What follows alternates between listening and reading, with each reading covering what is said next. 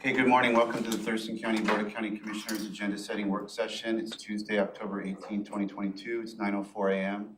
My name is Ty Menser, Vice Chair of the Board. Chair Carolina Mejia, having some technical issues, will be in a few minutes. Commissioner Gary Edwards present through Zoom. We're in Building 1, Room 280 for public virtual attendance. You may follow along on the Thurston County YouTube channel. We have County Manager Amira Chavez, Assistant County Manager Robin Campbell with me here in the boardroom, and Clerk of the Board Jamie Caldwell, and then other staff members participating through Zoom. So we're going to get right into it with item 1, Homeless Strategies Update. And I see Tom Webster, I see Keely Marino. Good morning. Good morning, Commissioners. Keely Marino, Public Health and Social Services. So just a few updates for you today. We are waiting with bated breath for the HEN transition in our office to move over the Housing and Essential Needs program to be turned over to Catholic Community Services here.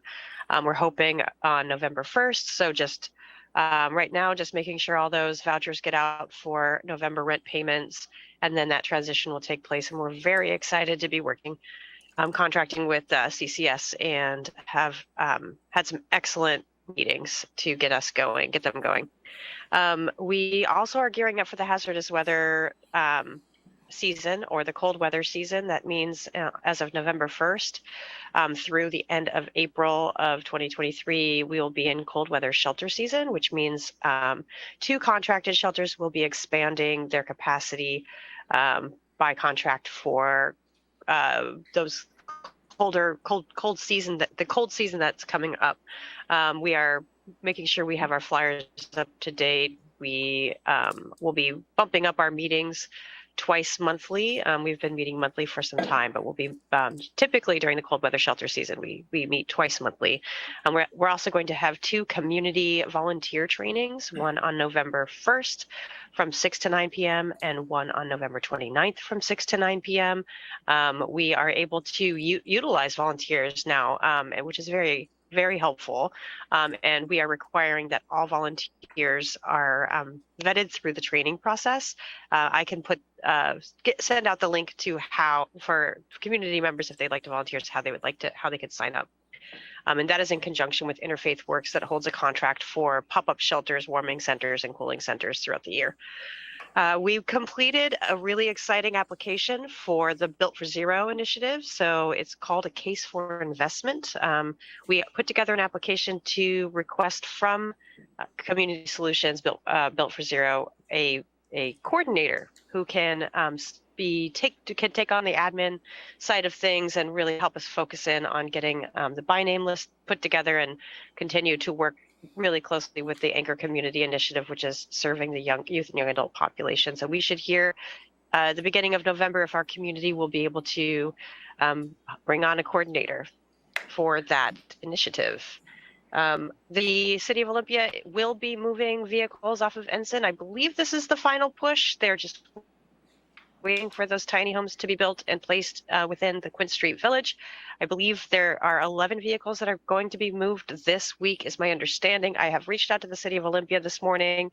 Yes, and I just got a text back. This Thursday, there will be 4 more tows, and then about, I believe, 11 individuals who will be moving to Quint Street Village. So not the entire lane will be cleared, but the majority of it. Still aiming for the mid-October, which is now, but I'm assuming next week that they'll be able to clear Ensign all the way. And that is what I have for you today. Commissioner Edwards.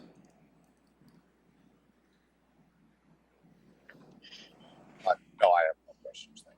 Thanks. Okay, so I have a question on hazardous weather. What triggers that? Can that apply to smoke? Correct, it can. That's what I thought. And is it the same criteria, like a forecast of 72 hours of unhealthful condition? Is that, and I seem to remember that from cold weather. Correct. Okay. And then in terms of looking ahead to the winter and cold weather, and I know there's been in the past a challenge with getting folks to places that are inside if that's necessary, like during the day. And that's shifted over the years that I've been on the board in terms of how we've handled that. What's the plan for this winter on that piece?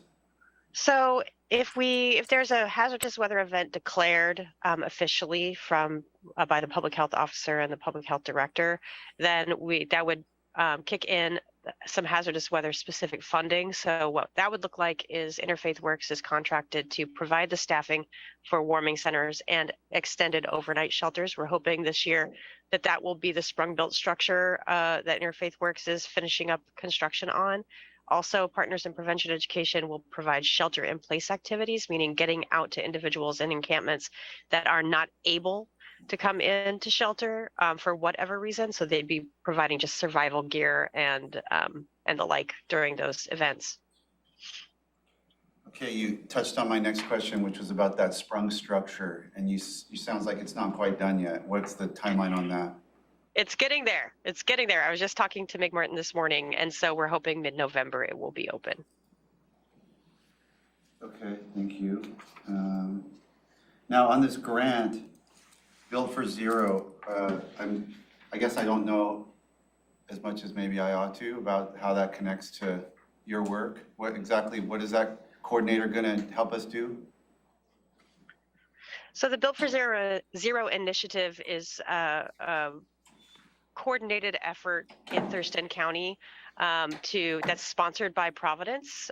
So they're actually paying for the Built for Zero initiative to take place here in Thurston County. And the intent of that initiative is to meet functional zero for the single adult chronically homeless population, which means functional zero being as many individuals that may fall into homelessness in a given time period, let's say a month, there are equal numbers of shelter or housing available. So functionally being zero homelessness in any given month. So that is the goal. The coordination of that is pretty significant. So the number of meetings of stakeholders that need to be put together, case consulting meetings, building a by name list for the entire community, a single by name list that the intent is every single person experiencing homelessness would be on that list, is a huge, heavy lift. And so my role is I'm the lead of that process. However, we don't have a coordinator. And without a coordinator, seeing as how the Built for Zero initiative is just one of about 30 things I'm responsible for, we can't give it as much attention as it needs. And so Built for Zero has these capacity building funds for specifically this purpose, to just help communities make sure they're keeping up with their goals. So that's where this all fits in. So I'm taking the lead on the entire initiative, but the coordinator would be holding that administrative piece. Okay, thank you. Because when I hear Built for Zero, I'm thinking carbon emissions, and I'm having trouble figuring out what we're doing. Okay, Commissioner Mejia. No questions. Okay, no questions for Keely. I think that's it. Thank you. All right. Well, that was it, Madam Chair. Back to you. Thank you. I was having trouble getting in via Zoom.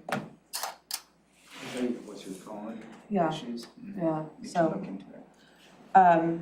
next is so thank you, Vice Chair Menser. Next is the review of the Board of County Commissioners draft agenda for a meeting of October 18th, 2022. The Pledge of Allegiance to be led by Vice Chair Menser. Approval of the Tuesday, October 18th agenda, and approval of the board meeting minutes from October 11th, 2022. We have one presentation today, which is the proclamation for Flood Awareness Week. Thank you, Madam Chair.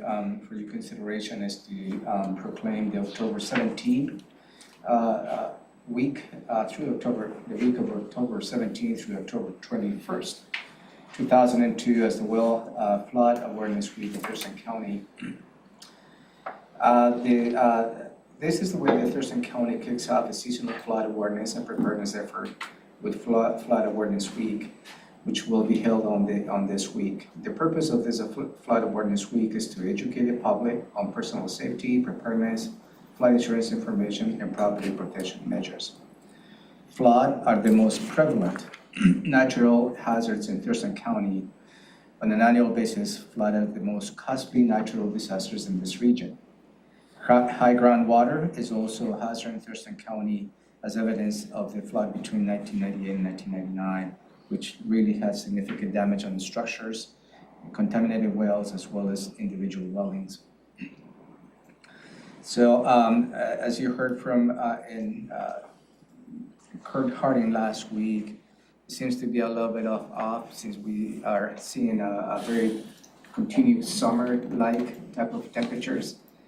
But I think starting this week and this Friday, I think the weather is shifting, and the long-term forecast is that we're going to have another La Nina winter, which brings additional precipitation and cooler temperatures, which that will be prone for flooding in Thurston County.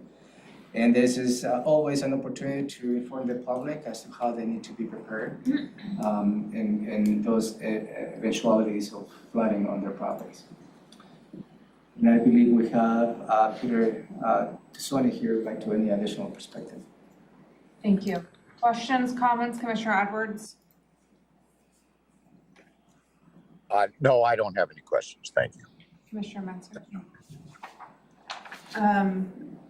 None for me. I think this presentation is timely, but I was wondering, are we going to do something about just the smoke that's going around?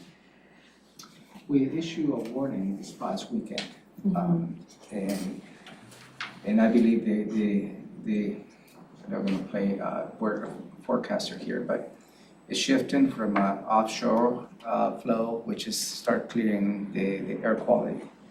I believe by tomorrow, the air quality will be improved, and by Friday with the rain, will be going back to normal. With the rain, Right. Well, I think the predictions for rain this coming Friday is pretty certain. We may end up having close to an inch of rain in 24 hours on Friday. And then I think additional storms are coming next week. So the pattern, I believe, has shifted. Okay. Commissioner Edwards, did you want to say something? No, I'm sorry. Next is an opportunity for the public to address the board and county manager's update. I don't have any specific updates related to the public testimony you received last week. And this afternoon, there's, as you know, our public hearing is we'll touch base later on. So there may be the members of the public might be coming early at 2 in the afternoon. They maybe want to testify related to the public hearing in the Hopkins Drainage District. So we'll see how that goes, Madam Chair. And you may want to provide clarification at the beginning. Yeah, I'll be providing an update before we start the opportunity for the public to address the board for those members that are here for the 3:30 public hearing. And we will be having a hard stop at 3:30 with hopefully we can get through it. Consent items A through C. 3A, Public Health and Social Services is the removal of Veterans Advisory Board member. Yeah, thank you, Madam Chair. You reviewed this item last week, and the Veterans Advisory Board, on their meeting of August 13, 2022, recommended to the Board of County Commissioners the removal of Mr. Ken Smith for the lack of attendance in the last year or so. So if any questions, I think Denise is here to answer questions. Questions? Commissioner Edwards? No, I have no questions. Thanks. Commissioner Mensah? Moving on to item 3B, appointment to the Veterans Advisory Board, and that's 3B and 3C, and that is for Ken Burke and Rhonda Wilkinson Studd. And both Mr. Ken Burke is for a 2-year term. It will expire December 1st, 2024. And Ms. Rhonda Wilkinson Sutton for a 3-year term, which expires in October 18, 2025. Questions, Commissioner Edwards? No questions. Thank you. Commissioner Mensah? Okay, moving to department items. Item 4A, approval of the voucher list. Thank you, Madam Chair, for your consideration is to approve the voucher list for the week of September 12, 2022 for a combined amount of $1,775,715.42. The reason this is items in your, on the department item as opposed to a consent agenda item is on page 24, we have expenditures related to the atrium for $115,324.20. As briefly discussed last week, we start seeing expenditures on the atrium that will be ongoing related to phone services, licenses, and so on and so forth. So this particular expenditure is not necessarily related to any tenant improvements at the atrium. Thank you. Okay, any questions on that item? No, ma'am. Moving on to emergency services, item 5A, FEMA Hazard Mitigation Firewise Grant, D23-003. Thank you, Madam Chair. The Federal Hazard Mitigation Grant Program provides grant funds for mitigation, planning, and cost-effective mitigation actions after our presidential disaster declarations to reduce the risk of loss of life and property damage in future disasters. The purpose of this project funded by this grant is for Thurston County to create a fire-wise community by obtaining a wildfire risk assessment and creating an action plan based off the assessment, hold community events, virtual and in person, and to promote fire-wise, take action, conduct fire-wise training courses. This particular grant is for $86,855.22, which $65,141.42 come from the federal government, $10,856.90 coming from the state, and $10,856 coming from the county. The performance of this grant is from April 20, 2022 through October 30, 2024. And this particular grant is already included on the current budget. And again, I believe Peter Son is here also to answer any questions. Any questions, Commissioner Edwards? Yes, is that an in-kind portion that the county is contributing? Yes, sir. Thank you. Thank you. Commissioner Menzer? Moving on to information and technology, item 6A, authorize the IT director to purchase a dedicated Lumen network circuit and Sheriff's Field Office Bureau for the Sheriff's. Thank you, Madam Chair. As you know, the Sheriff's Office has the Field Operations Bureau located in the New Market in the Olympia Airport area. Over the last few years, connectivity to this location has been an issue. First, we had an analog system that really didn't meet the demands of that communication. Then we moved into having a wireless connection that increase the capability of their connection to sort of meet their needs. And finally, we're here in the position to have a fiber optic connection to this building. And that really is going to be a valuable addition to meet the demands and the needs of the Sheriff's Office on the field operations location. This is a 3-year term with microwave. There's the Lumen company that will provide a 1 gigabyte connection to the office. The overall term of this contract is about $1,015 per month with a $99 one-time install fee. The total contract amount is $36,640, which includes 10% contingency over the next 3 years. It's already included on the IT funding, and we would like the board to consider approval of this particular contract. Dennis? Thanks, Romero. I think you covered it very well. Dennis Osorio, IT Director. The only thing I would state is another real need for this is the body cam project that will be going live. Obviously, they're already pretty much at capacity with their network capability now. And once we start transmitting that much more data, which will be all the body cam footage over that, it would just, it wouldn't work, to be honest. So we need a better connection for that. Thank you. Questions, Commissioner Edwards? No questions, thank you. Commissioner Mensah? Item 6B is the renewal of OpenGov maintenance and licensing.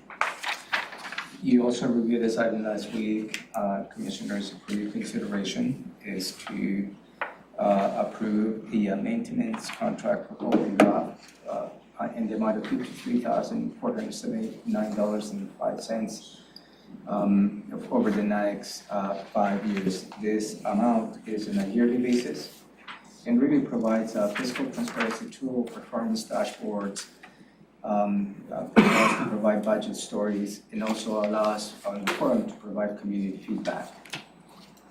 This has been very effective in the last few years, and we would like the board to continue to support this effort. It's already included on the IT budget, and this action is for you to consider approval of this maintenance contract. Questions, Commissioner Edwards? No questions, thank you. Commissioner Mensah? Okay. That will conclude our agenda. We have a public hearing starting at 3:30 p.m. The public hearing is the suspension of operations of the Hopkins Drainage District. Yeah, thank you, Madam Chair. I'm expecting to have a significant number of citizens to comment and provide public testimony this afternoon. The purpose of this public hearing is for you to receive public testimony on a draft resolution where you will be considering suspending the operations of the Hopkins Drainage District number 2. Chapter 8538 of the RCW authorizes the creation of a special district such as the Hopkins District number 2. Also, Chapter 8506 of the RCW outlines the district's operations and requirements. The district, the drainage district over the last few years has failed to effectively comply with the operational requirements of RCW 8506. On June 2nd, 2022, the district published an official notice of hearing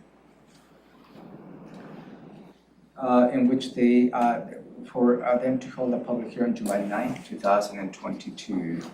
Subsequently, they rescheduled that meeting for August 6, 2022 to take public testimony on a proposal to impose fees and charges to properties located within the preserve at Tumwater Place Housing Development, which is within the cities of Tumwater.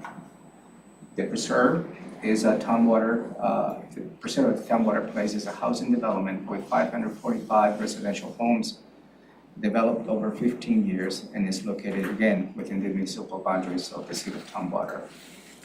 Many residents of the preserve Tumwater Place have raised and submitted to the district significant and strong objections about the intent of the district to impose fees and charges, resulting in a dismissal of each of those objections by the district. Also, the district in August 2022 started construction activities without applicable county permits in portions of the Southern Creek Hopkins Drainage District, the drainage ditch, in areas identified as protected habitat in the Thurston County Conservation Plan for a species listing under the Endangered Species Act of the federal government. And the county subsequently issued a stop work order.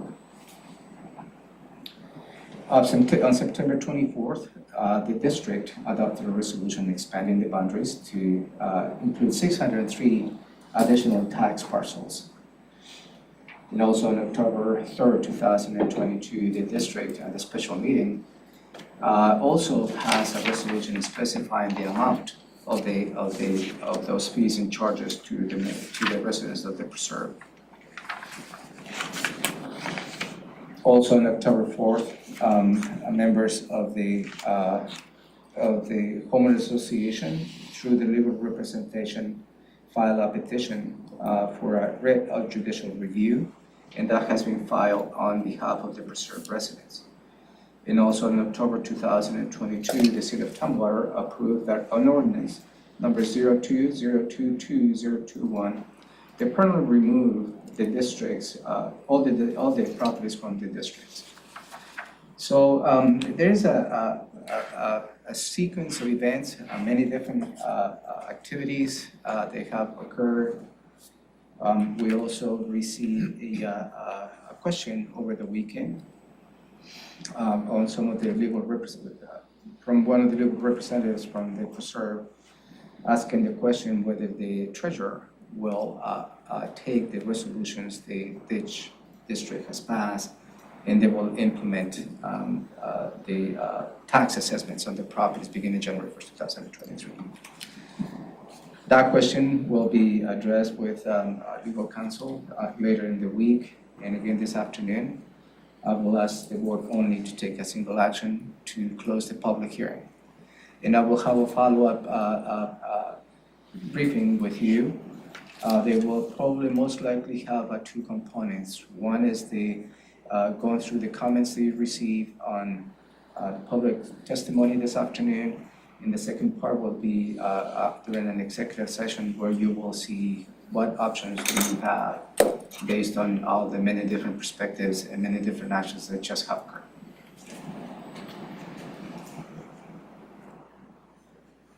Are there any questions, Commissioner Edwards? Many questions.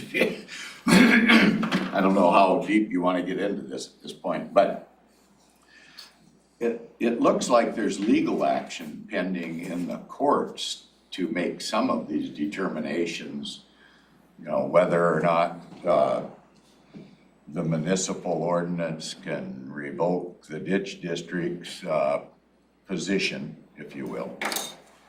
And the whole thing with the treasurer, that's a whole separate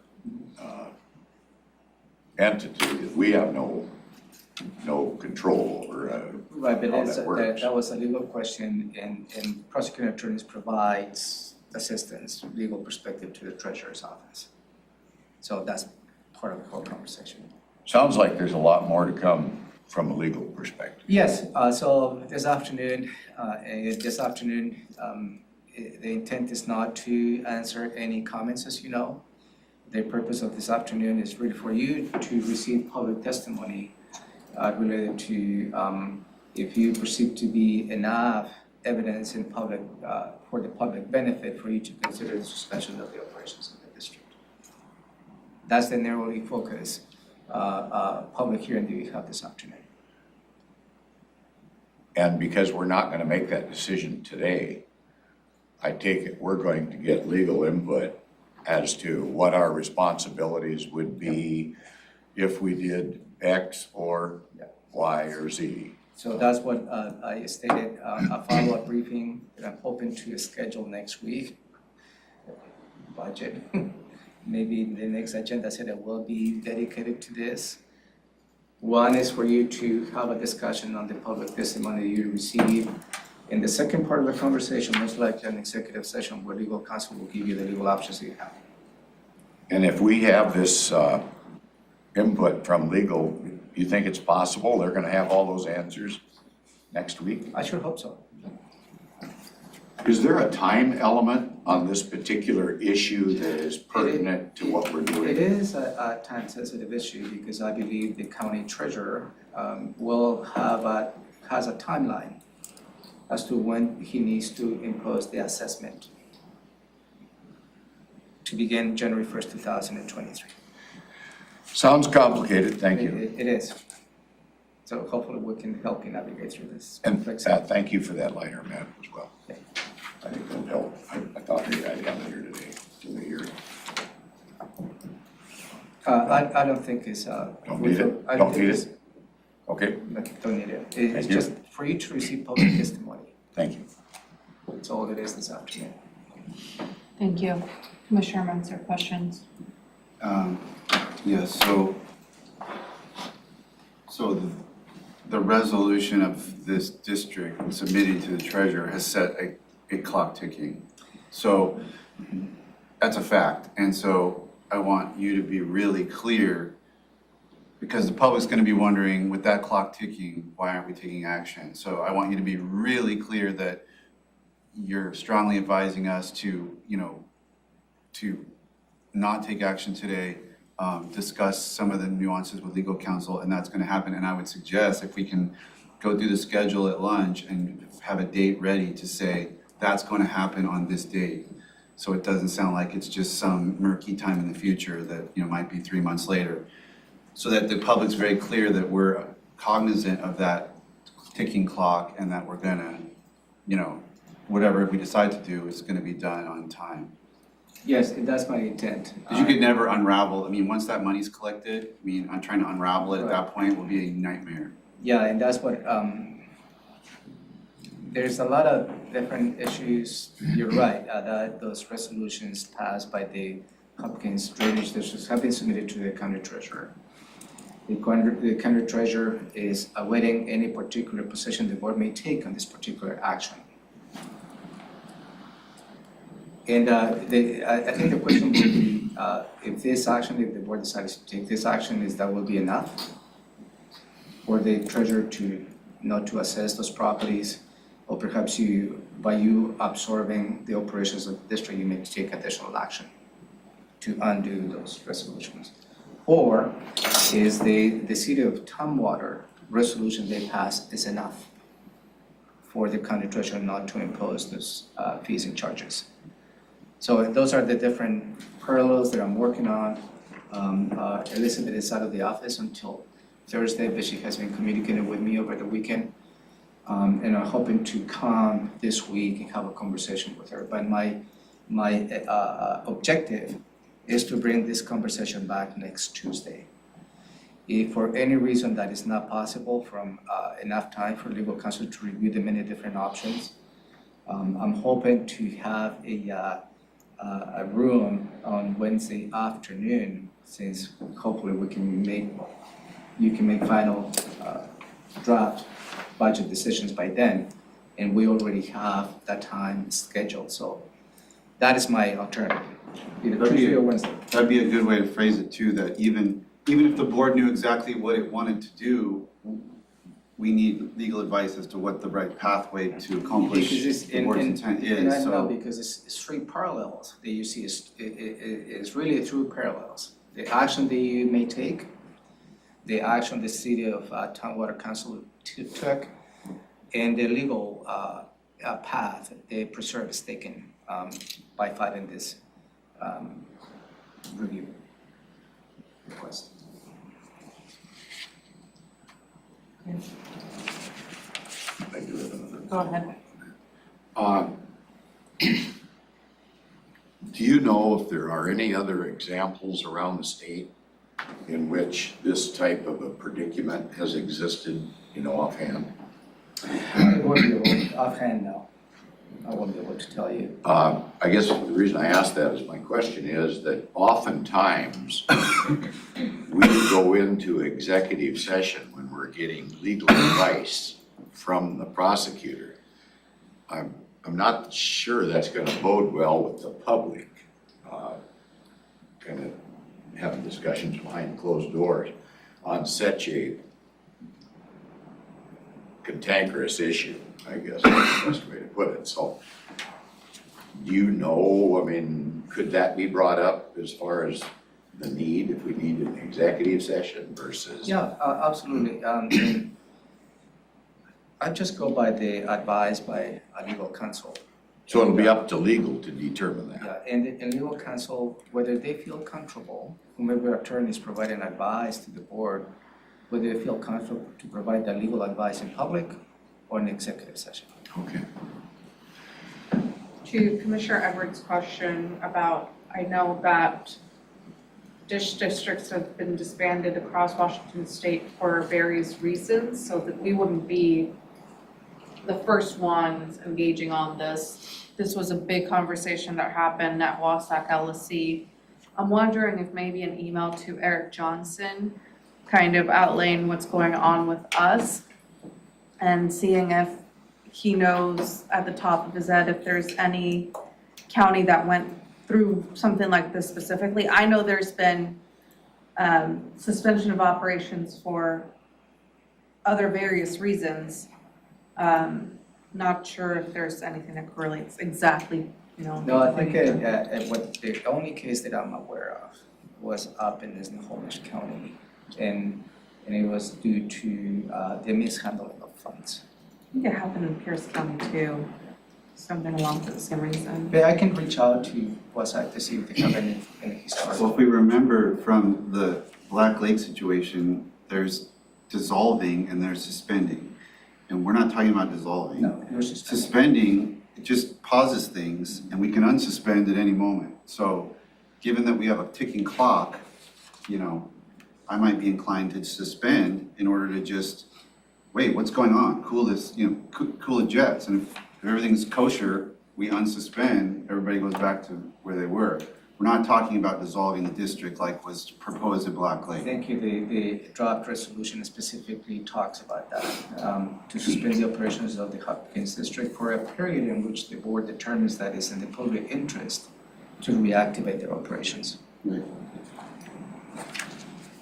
So we have a non-nuclear option, I guess is what I'm suggesting. We have a pretty, we have an option that's, in a sense, a light touch. Precipitated by the ticking clock that the district itself started by submitting resolutions to the treasurer. Okay, so that public hearing will start at 3:30 PM. Madam Chair, you may consider 3-minute public testimony depending on the number of.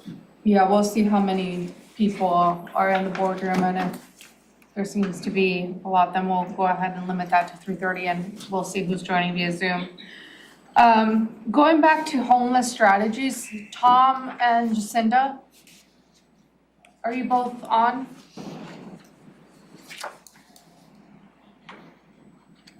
Yes, I'm here. I apologize. I just saw that tomorrow we have an RHC structure update.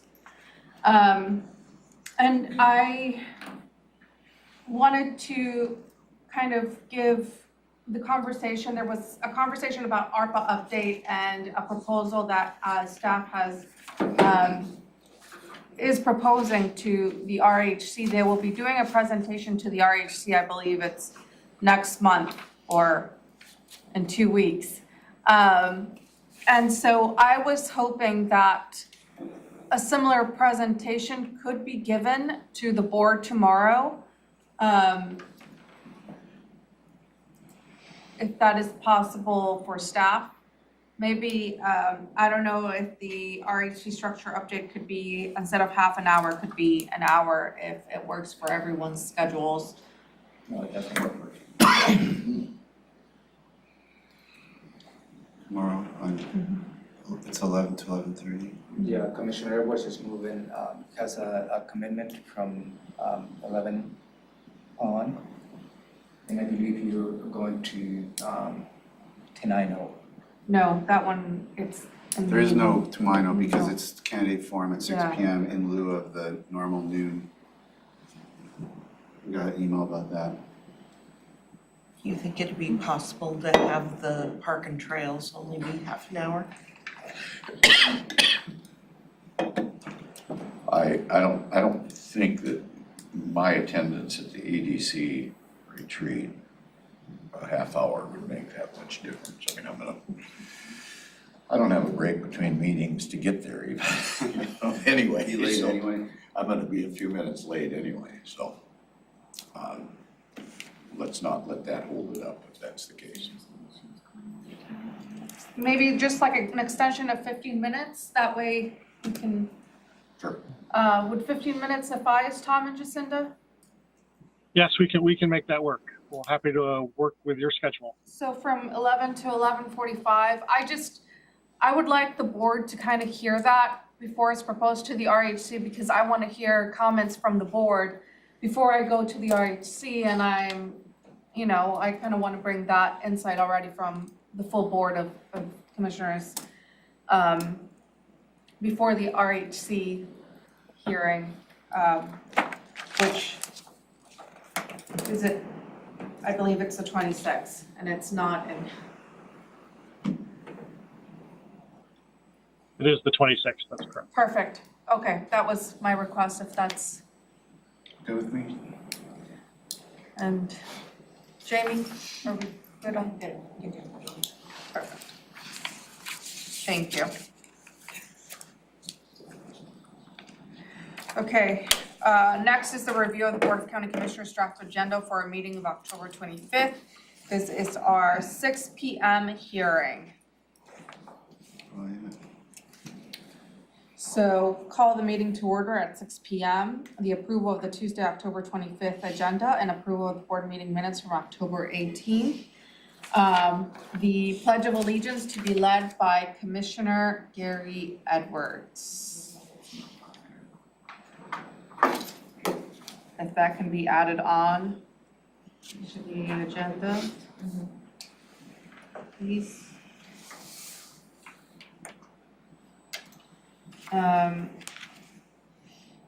Next is the opportunity for the public to address the board and county manager's update.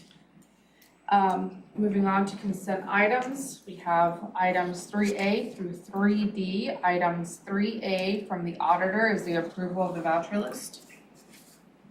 Yeah, for your consideration is for you to approve the voucher list for the week of, we need to add the week here.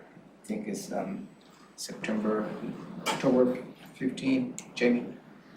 We need to add the week on the voucher list. I think I'm having an issue with InfoCap because these things are in there, so I will get it Okay, got updated and checked. I've noticed that sometimes when they are in there, like if I go back to the AIS, it's there, but I didn't realize that it didn't print on the hard copy. So I'll make sure that it's fixed.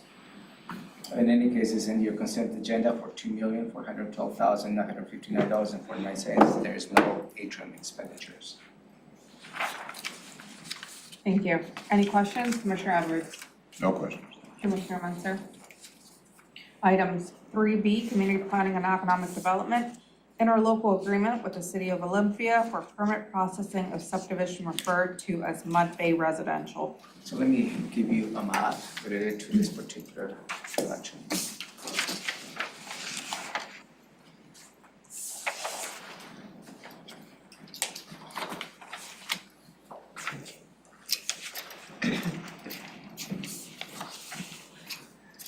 This particular proposal is related to the Nino Land Company LLC has indicated they intend to apply for unnecessary permits for a residential subdivision and 3 tax parcels located just north of 2nd Avenue.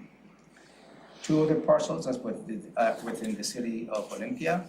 So you can see the orange is the city of Olympia, and there's a 3rd parcel that is within the county jurisdiction. So this particular interlocal agreement allows the city of Olympia to take the lead and lead as an agency status to process all the SEPA permits, as well as all the permitted application for this particular development.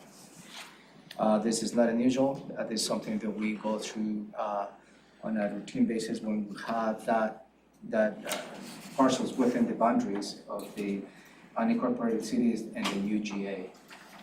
This really streamlined the process for the applicant, and since the city of Olympia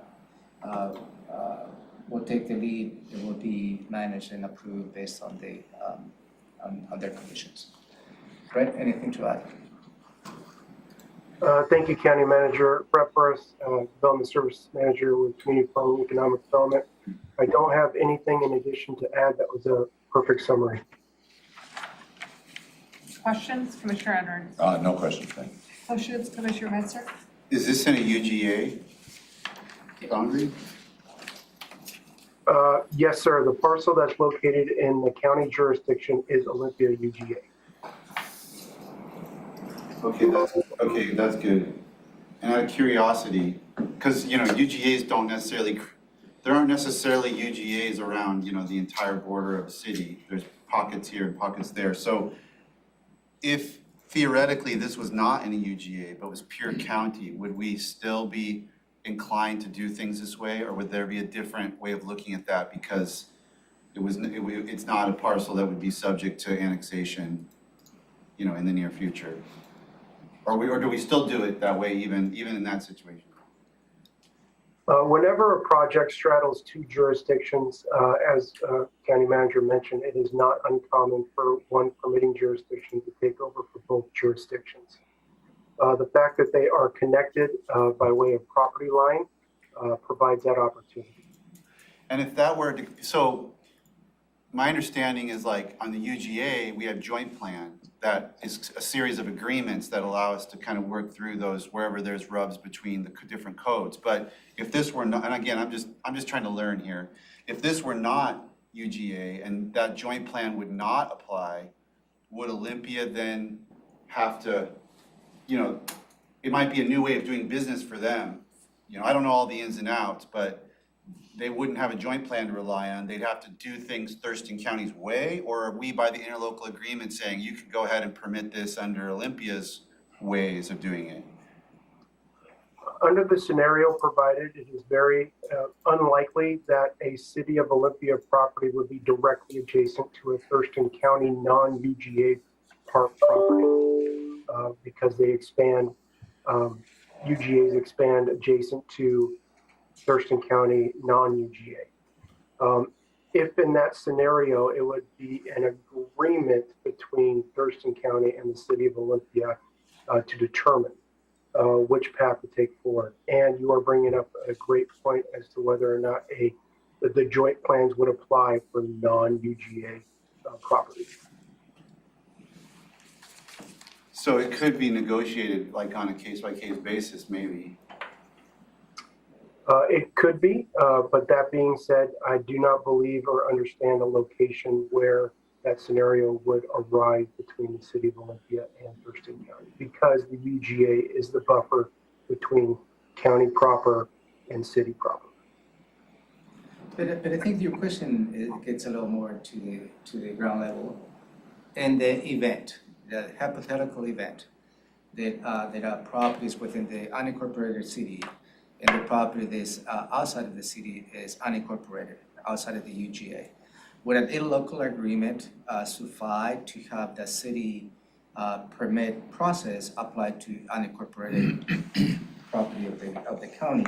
I would tend to say yes, because that's the purpose of the interlocal agreement, is to allow that jurisdiction to process that particular permit under their conditions. Because it wouldn't make it would be extremely difficult for an applicant to have a single development that two different standards will apply. Yeah, but it's also, you know, they might, if Olympia requires all kinds of sidewalks and improvements and we don't, and it's gonna cost them a lot more money, they might not like it.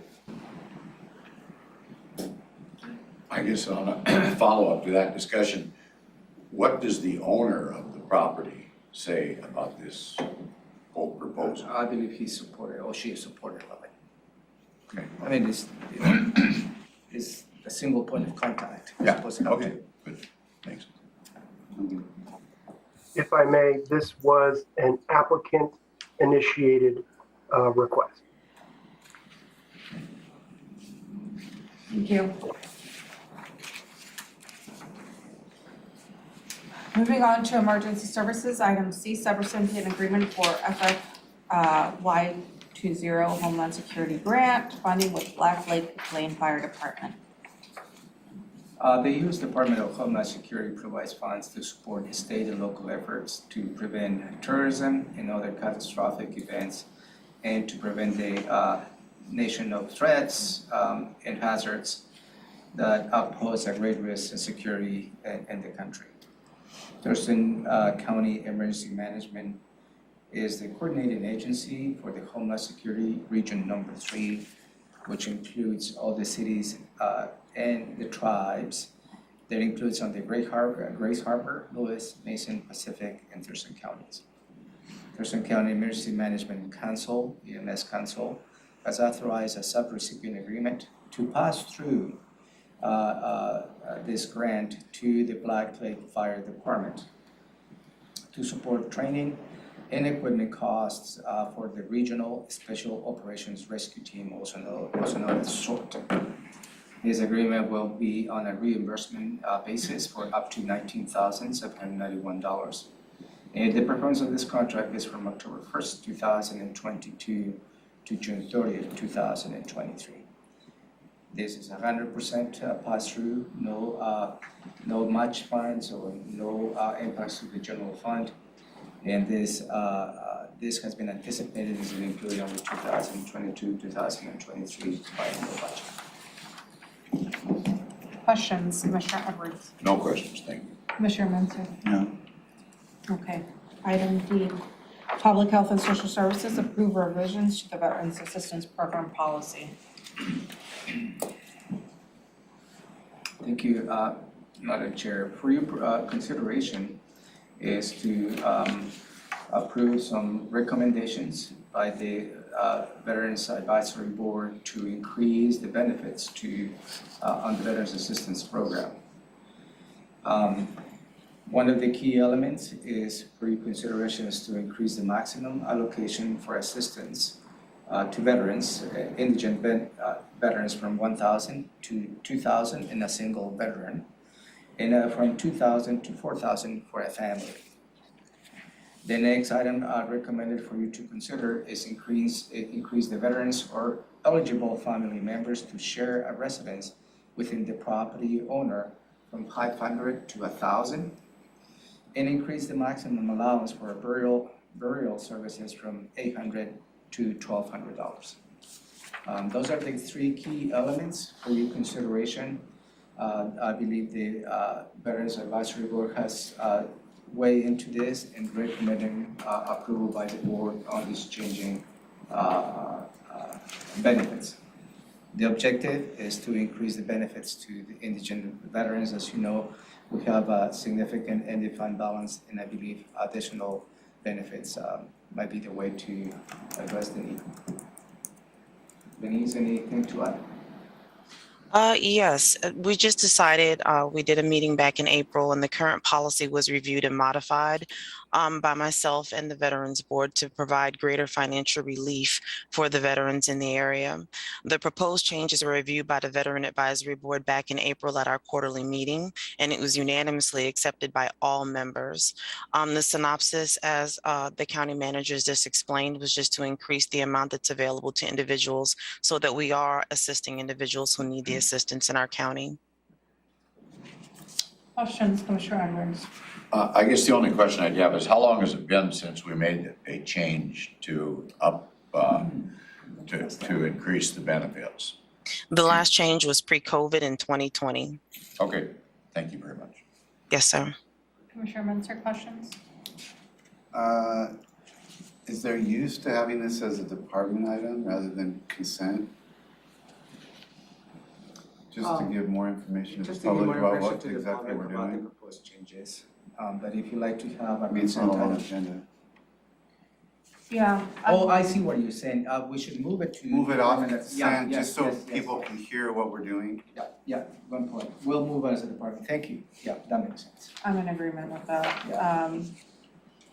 And can I get a copy of the policy, please? A red line copy with the changes? Yes.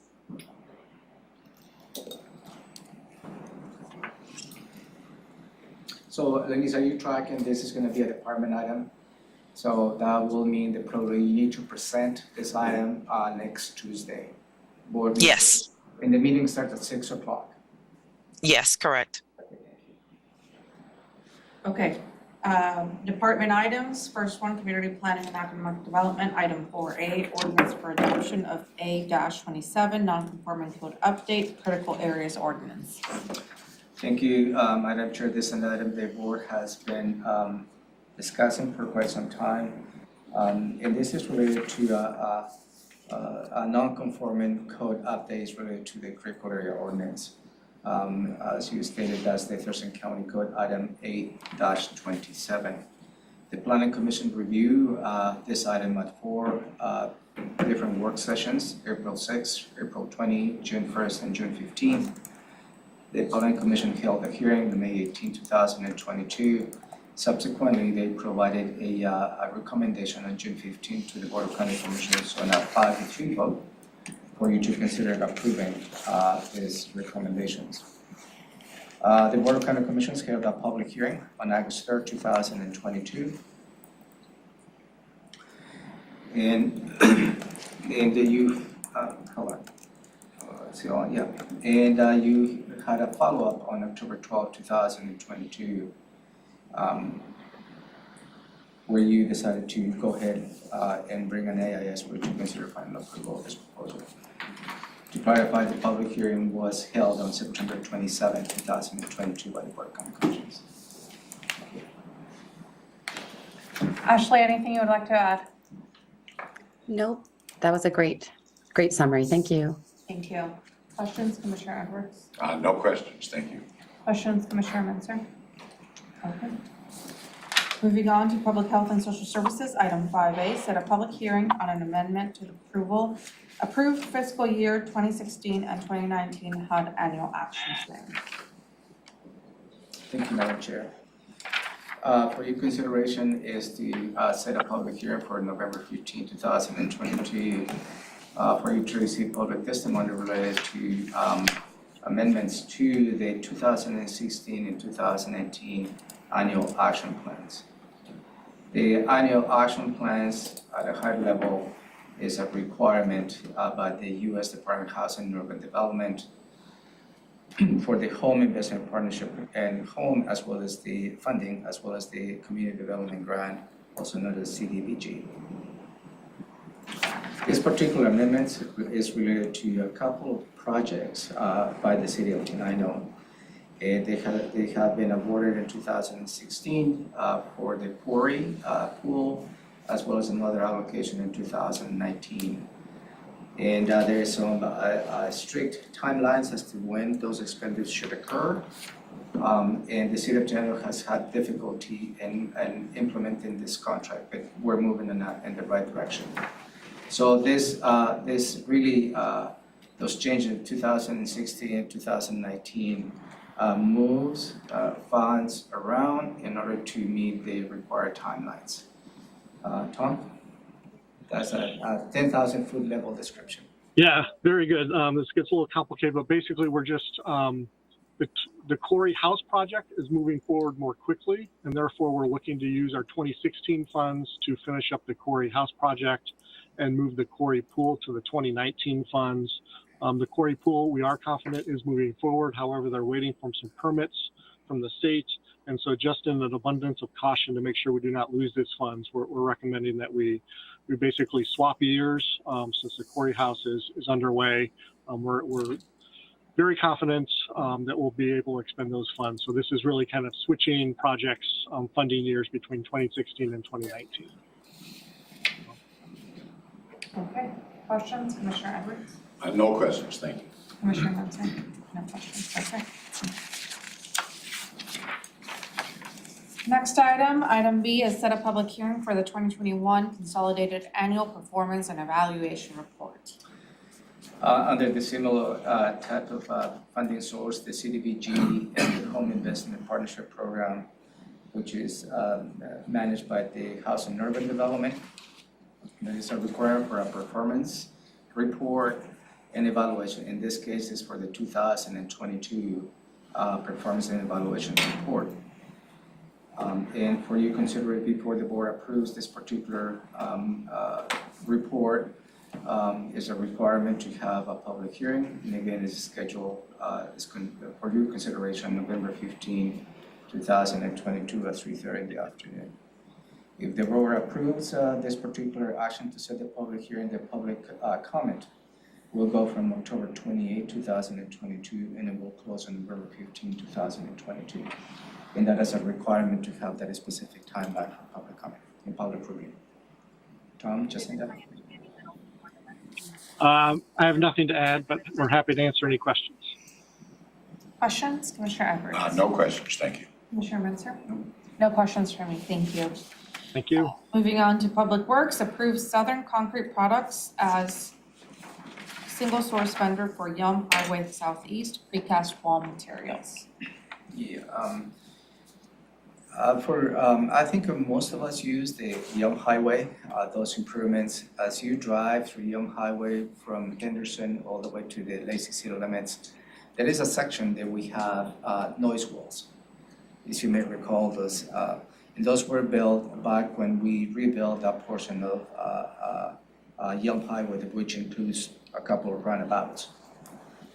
So not only did the county issue At that point, they bid to install the noise walls to Thurston company.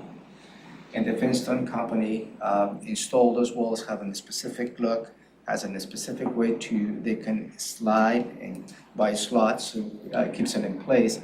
There's a proprietary element to that particular wall.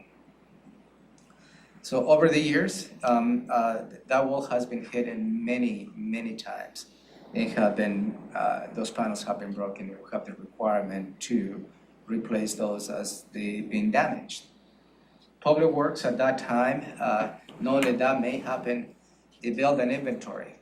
They purchased additional panels. And right now, the wall has been hit many times. We don't have any other panels that we can use to replace. So if you drive there is a gap that has been opened because we don't have the materials in place. So this particular proposal is for you to consider a sole source to secure additional materials from the fence stone, just to make sure that we match the look as well as we match the construction in which this wall was built at the beginning. This particular sole source has been reviewed by the internal auditor, and he agreed that this is a sole source based on the conditions that I just described to you. Any questions? Questions, Commissioner Edwards? The sole source, is it local? Is it a substantial amount of money that we're talking about? What's the deal there? How much material do you think we need, Marcus? Yeah, good morning, Commissioners. Marcus Storvik, Senior Civil Engineer. The vendor name Southern Concrete Products, they're actually out of Tennessee, and they were the original supplier as part of the project. So the county manager mentioned the Fence Stone brand. It's the same brand that was used originally. For this one specific repair we're looking at right now, it's about $7,000 to get all the necessary materials, and that includes shipping. But are you expecting the department to buy additional materials so we don't find ourselves in this situation later on, because the wall is going to be hit again? Exactly. In talking with our road ops manager, our thought is by doing the sole source, that's going to expedite any additional purchase of materials. And it's only a week to get the materials. So we're actually only ordering for the repair right now, because if there's an additional repairs needed, we can then purchase it using this sole source. And nobody here locally has the ability to duplicate this, because I heard proprietaries in there somewhere. So there's some kind of a patent issue. Because the system itself was proprietary, and obviously the look was designed by the company. I guess I'm not that concerned about the look as much as I am. I'm function over fashion, I guess is the best way to put it. Because if I can explain how that wall was built is slots. Yeah, so they slide in these panels. So, and those panels are prefabricated by the company based on the modular design. So if a local company were to replicate that, it will be very expensive for us to do. And to that point, there are some components of the wall that are actually located underground. So it'd be very expensive to dig up the existing wall, as the county manager mentioned, and take those molds to prefabricate. Whereas the original supplier, they already have the shop drawings, the materials on the shelf to replicate that. Okay, thank you. Commissioner Munson? Okay. And then we will have our standing items, and that will conclude our agenda for our meeting of October 25th, 2022 at 6 p.m. Next, proclamations and awards. And advisory boards and commissions. Good morning, Jamie Caldwell, clerk of the board. Outside of the proclamation that was already reviewed, I have no further update. For boards and commissions, I did hear back from the Historic Commission, and they are recommending appointment for the one applicant that we have outstanding. I also received an application for the Storm and Surface Water Advisory Board. They do have an opening for a seat in District 3, and the current applicant resides in that district as well. And they are also recommending appointment. The two included for the Veterans Advisory Board are on the agenda for today. Outside of those, the only other applications I have are the standing items previously received for the Housing Authority. So unless you have any questions, that's all I have. Questions, comments? Commissioner Edwards? Are we moving, are we getting close to an appointment on the housing authority? For me, I know Sarah's reaching out to schedule Okay. phone calls to talk with them. I interviewed one yesterday and I have 3 more set for later this week. So I should know by this time next week who I'd be supporting for Mr. Clemens. I have a question on stormy surface water. Mhm. Okay, I see the name and that's in the packet. Mm-hmm. It should be in order that they're also listed on my list here. So he should be located right after Jim Cooper's application for the Housing Authority. I got it. Okay, I'll take that. And then this one is by district. They go by district and at-large seats. Since he resides in District 3, and they do have an opening for that seat as well, he could go in under that district, possibly as the at-large seat as well. So there's 2 seats open. One's District 3, one's at large. One's district, he actually have 3 openings in total. So one would be that District 3 seat, a District 2 seat, and an at-large seat. I confirmed because I didn't have anything standing previously, so when I received it, I wanted to check and make sure, and he did say that he did have a couple more that I wasn't aware of, so I updated the list for the current openings they've got. All right. Thank you. So are commissioners comfortable with moving forward with Dr. John Grenier? I think it's Greiner, I'm not sure. Grenier? For the That one's Historic been- Commission? That one's been there for a little while, right? We were Yeah, just we were waiting for it. Yeah, I'm good with that one. Commissioner Edwards? I'm good. Okay. So if that one can be added either I can do it today. today or next week, that's fine. Okay, that one. We did the Veterans Advisory Board, and then interviews for the Housing Authority. Hopefully I can, have mine ready by next week, and then the Storm and Surface Water Advisory Board. I'll still have to review that one. PIO check-in, no PIO, okay. Under the weather today. Okay, that is fine. Okay, so it's 10:11 PM. Let's go ahead and take a little break, 15 minutes, and then we'll be right back. We're going to do the speed limits. Yeah. Thank you. Yeah, I need to find my notes.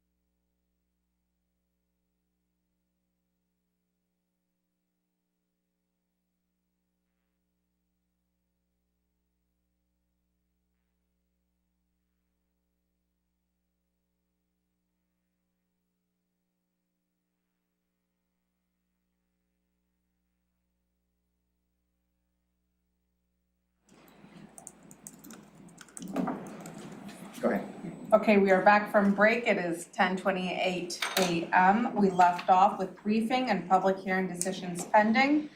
And we have speed limit revisions, and this is a follow-up from our public hearing on October 4th. Public Works staff is here, and hopefully at the end of this conversation, after you have the opportunity to review the public testimony you received on October 4th, we would like the board to provide direction. And just to remind the options the board has, I believe there are 6 locations, 8 locations. You have the opportunity to approve as proposed, to deny all of them, and to make any notifications that you like on any particular locations based on the public testimony you have received. So those are the options. Did you say deny? Yeah, you can probably say no to anything. Okay. Okay. You have the power. Oh. Okay. But we can't override Matt, can we? Oh, the mighty powerful map can be over. Turns out you can. Yes, you can. Just to add on to what the county manager, Introduce yourselves. I'm sorry, my name is Matt Unsman, I'm the county traffic engineer. Becky Khan, I'm in the traffic department, senior civil. Only thing I'd add to what the county manager said is that in total, we've received 50 comments in regards to these speed limits, which is significantly more than what we've received in the past. We did do some additional outreach on the website this time, as well as mailings to try to get as many comments as we could. Of the 50 comments received, 47 of them were in support of a speed limit revision. Correct me if I'm wrong, but I don't think we had more than one person opposed to a single proposed speed limit revision on a particular roadway.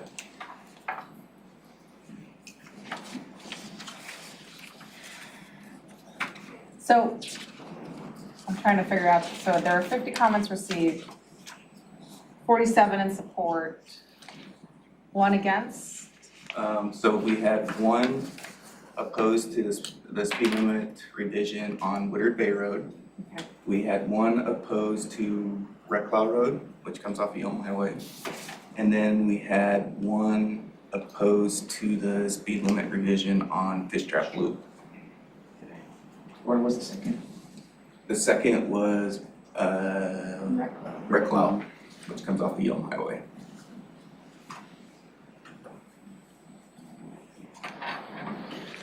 Okay, commissioners, questions? No. No? Oh, yeah, now is the question? I thought you said no, I was like, okay. Maybe we can probably walk through the proposal, just to. Sure. Do you want me to go through do you want to just go through it line by Just line? briefly, for instance, 93rd Avenue it's proposed from, Okay. from 50 to 40, just to. Sure. For the And then public. you're looking for like a thumbs up thing or something? Is that Yeah, what it's you're looking something, for? yeah, after this, just for the benefit. Not as we're going along. Okay. So as the county manager stated earlier, there are a total of 8 speed limit revisions proposed. The first one is on 93rd Avenue, which extends from Tilley Road to Old Highway 99, and we're proposing reducing that from 50 miles an hour to 40 miles per hour. And that would make the 93rd portion all the way from I-5 to Old Highway 99, 40 miles per hour, because the state portion between I-5 and Tilley Road's already 40. The next is 199 Avenue, which is a dead end that comes off of Tyrell Road, which comes off of Skookumchuck Road. Currently it's an unposted 50. We're recommending changing that to 30. And then we're also recommending changing the portion of Tyrell to a 30 miles per hour roadway too. The next one's on Case Road. It's just a very small portion of Case Road from Beaver Creek, where we did our fish passage project last year, to Maytown Road in front of the Freightliner site, and we're proposing changing that from 50 to 40. The next is Fish Trap Loop from Libby Road to Libby Road, and we're proposing changing that from 35 miles per hour to 25 miles per hour. The next is Houston Drive Northwest, which comes off of 17th Avenue, which comes off of Evergreen Parkway. It's currently a gravel road, and we're proposing changing it from 50 miles an hour to 25 miles per hour. I discussed Tyrell earlier that we're going from an unposted 50 to 30. And then the last one is Woodard Bay Road from Boston Harbor Road to Libby Road. And we're recommending changing the speed limit from an unposted 50 miles an hour to a posted 40 miles per hour.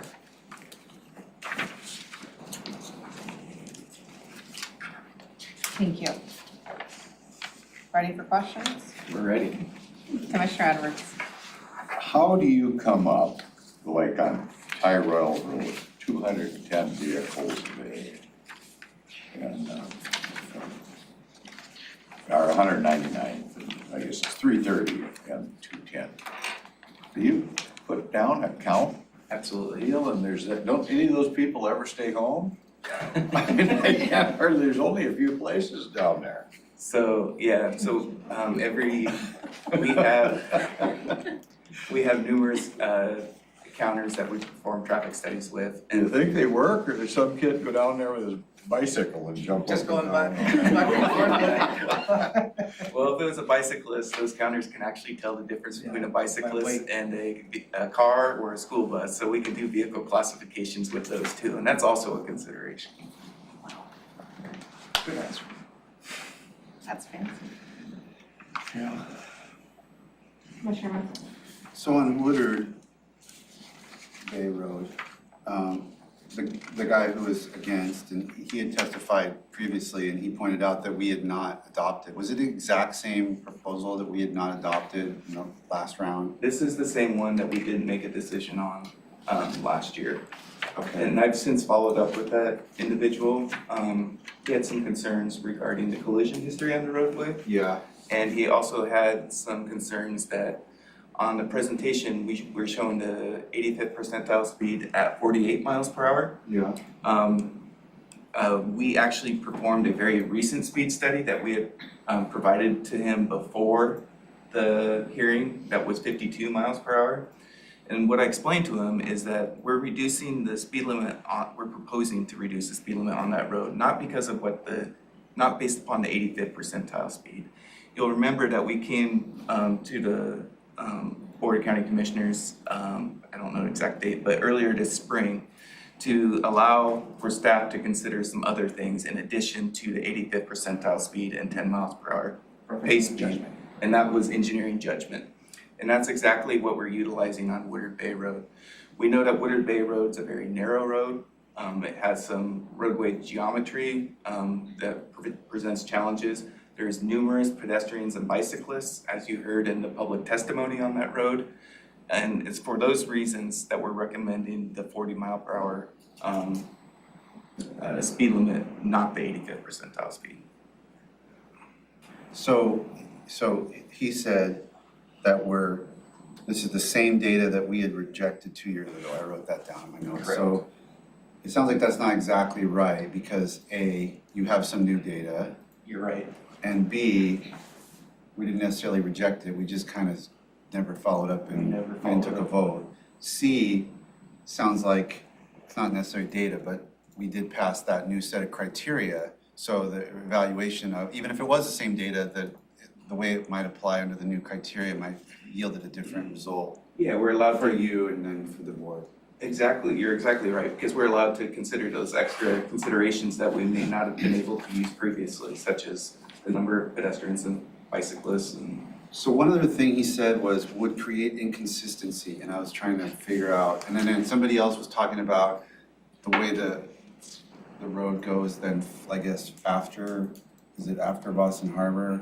I couldn't quite, I don't know this, I mean, I know the general area, but I don't know the road like intimately to understand what they were talking about with inconsistencies and extensions, and do you know what he's talking about when he says it would create an inconsistency if we did this? There's another portion of Woodard Bay Road that's 35 miles per hour. Right, which there was a gentleman that said he would want that portion changed, which it already is 35, so I don't know if he was confused about what was going on.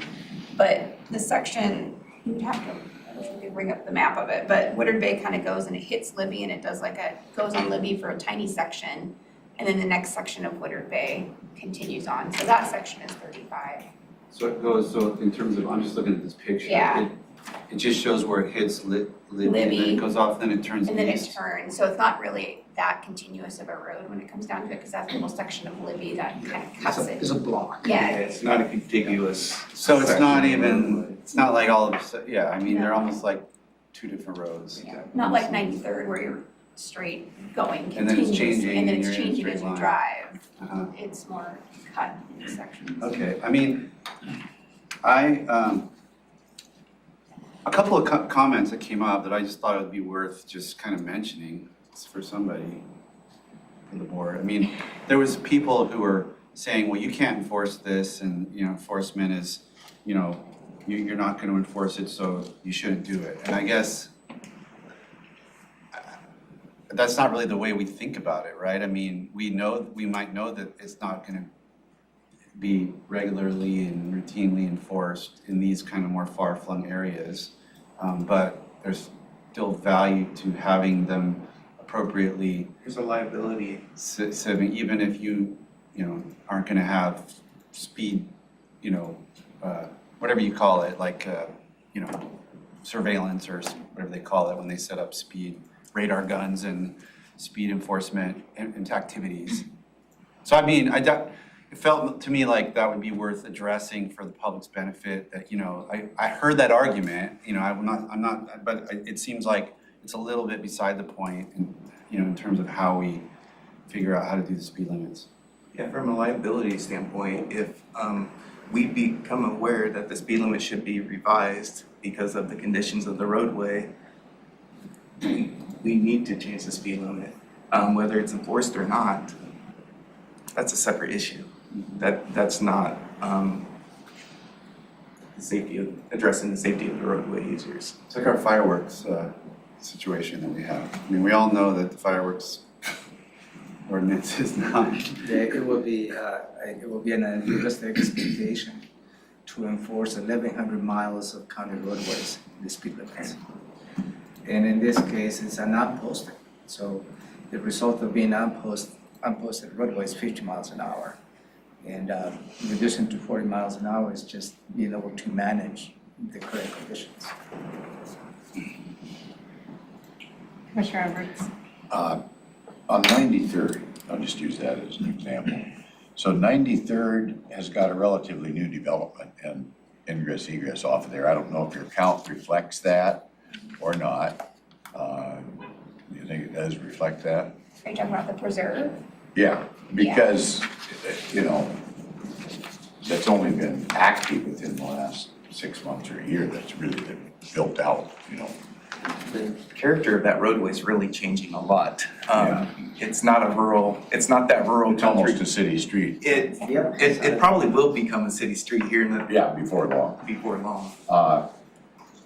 But how do you deal with, I'm on that area quite a bit, and I think I've been passed a couple of times by knotheads. I think they might have been going 100. I mean, just crazy, you know, crazy speeds. How does that factor into your average? Do you disregard stupid and kind of just go along with what normal people are doing? Don't repeat that. The 85th percentile speed would flush that out. But often what we do, and we work with the sheriff's office, if we go out there and we receive a complaint that every night at 6:00 p.m. somebody on their way home is flying down this roadway, and if our traffic study confirms that, then we'll reach out to the sheriff's office and they can do what's called targeted enforcement. And it's kind of a good use of, it's a good cooperative thing that we can do, because the sheriffs aren't going out there and just sitting and waiting for that one guy. They know when he's gonna go through there and we can let him know. One of them was actually on that crest of that hill. I couldn't hardly believe my eyes. That's a bad spot to do. And in the other lane, you know, man, that was just crazy. Sections of Libby Road leading to Woodard Bay. Oh, yeah. Yeah. On portions of that road. Perfect for a joyride on that one. Yeah. Carpenter Road's got a couple Yeah. of spots too, same We've got kind a of few, deal. we've got a few. Jeez, they're a nightmare for me. Anyway, okay, good enough, I'm good. Okay. So as proposed, commissioners, That's where I'm gonna go. so we'll bring an AIS. So as a neutral comment, if my mother-in-law was alive, she will be just thrilled to know the waterway has been reduced slightly. She lived right Oh, really? at the Okay. Y intersection, she lived right there, so. Well, thank you so much, Matt, Becky. It's been fun. We'll see you next We'll year. do it again next year. Keep the motoring public as safe as you possibly can, considering there are some stupid. Have a good day. Thank you. Okay, moving on to commissioner items. I hope I don't get a speeding ticket sometime in the near future. I was thinking about this the other day and I was actually planning on asking you, so it's kind of decaying trees on tax title properties. This is, So I changed the nomenclature of this item. That's gonna be the title from this point forward. Decaying trees on tax title properties? Yeah. so this is a follow-up to a conversation that we had. I don't know when this was last presented. I think the last standing item was that Jason was going to reach out to PSE and see if this was something they're interested in. Seeing that this is back on our list, I'm guessing that was a resounding no, so. County Manager, Robin, Jason? who am I- So this is, as you stated, Madam Chair, this is a follow-up to a briefing maybe 4 weeks ago, where we provided some indication that perhaps we have a series of trees. They are decaying and they're running the risk of falling over. And you recall very well, you asked Jason to reach out to PSE. PSE was not interested because there's no power lines that perhaps may be affected by those trees, nor they're interested in logging those trees either. So the next step was to secure a little more tangible cost as to how much it will be to down those trees. And the proposal before you is $93,288.09. That's the high. So, Jason, can you walk us through this proposal that you submitted? Yes, good morning, Commissioners. Jason Ash, Facilities Manager. So as you stated, I reached out to PSE. They had no interest in partnering with us due to it being on secondary lines. So we went off the MRSC roster and received multiple bids. As you see, the high being I think 93,000. We have one for 82,000, and then the low was 42,000. So we're looking to move forward with the removal pending board approval. Man, I'd rather update the strategic plan. I would too. I do have a question on this. Go ahead, sir. On these popular trees, I guess if that's what they are, I think they're the ones that come back from the stump. You cut them down, you can't hardly kill them. I mean, they're just, they're unbelievably resilient, I guess. Anyway, so have we got a plan to? Grinding and stock? Yeah, do something so we don't have to do this again. What's the deal? I mean, can we, if we have to do it, can we get rid of the property? Can we do something that maybe somebody could utilize this property, kind of like, I don't know, Jeff does on some tax title properties. He finds somebody that's interested. So, Jason, didn't you reach out to the adjacent property owners? Yes, I did. I reached out to him. This is about a 10 to 12 foot wide strip, and there's driveways on each side of it. So none of the adjacent property owners had any interest in purchasing the property. We did look into grinding the stumps. City of Olympia does not require us to do it. We had to check with the city on permitting and if we had to replant or not. Fortunately, we do not have to replant the trees.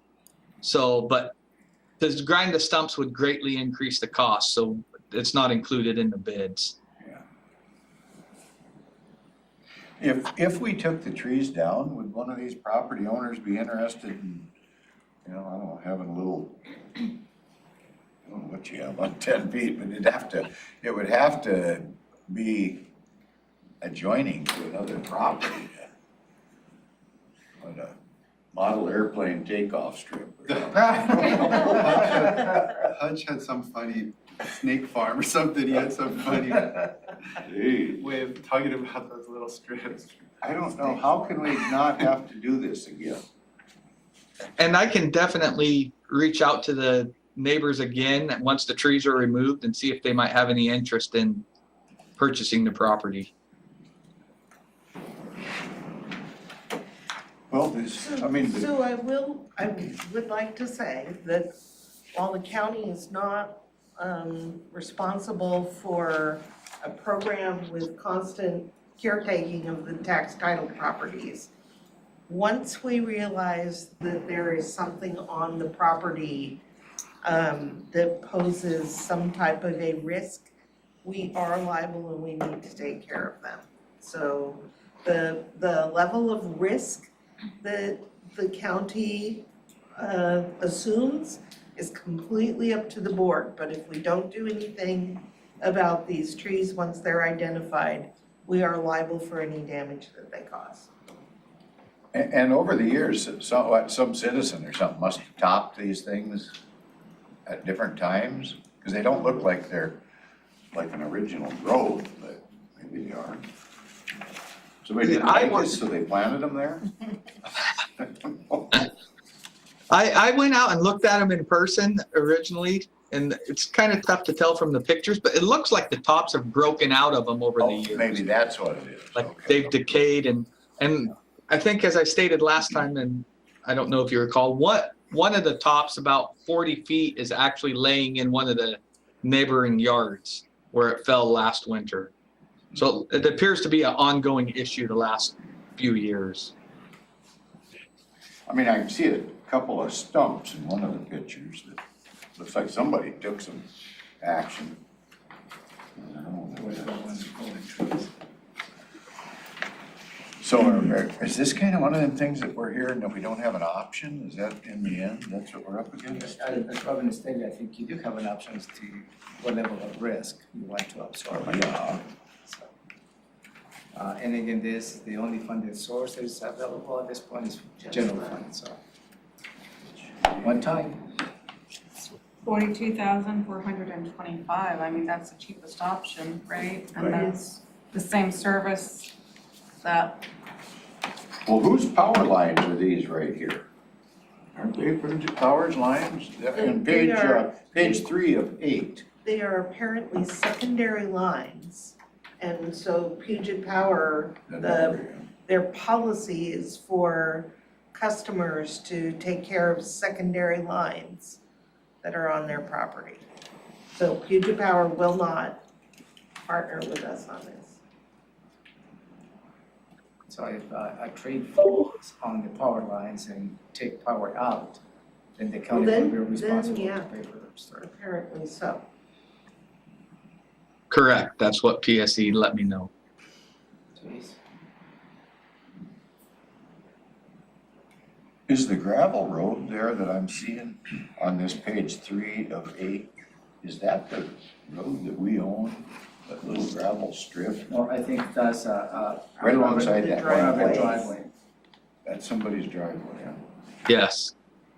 The county basically holds in trust just the strip. Yeah, the strip. I don't want to call it a grassy area, but the green area there. The landscaped area.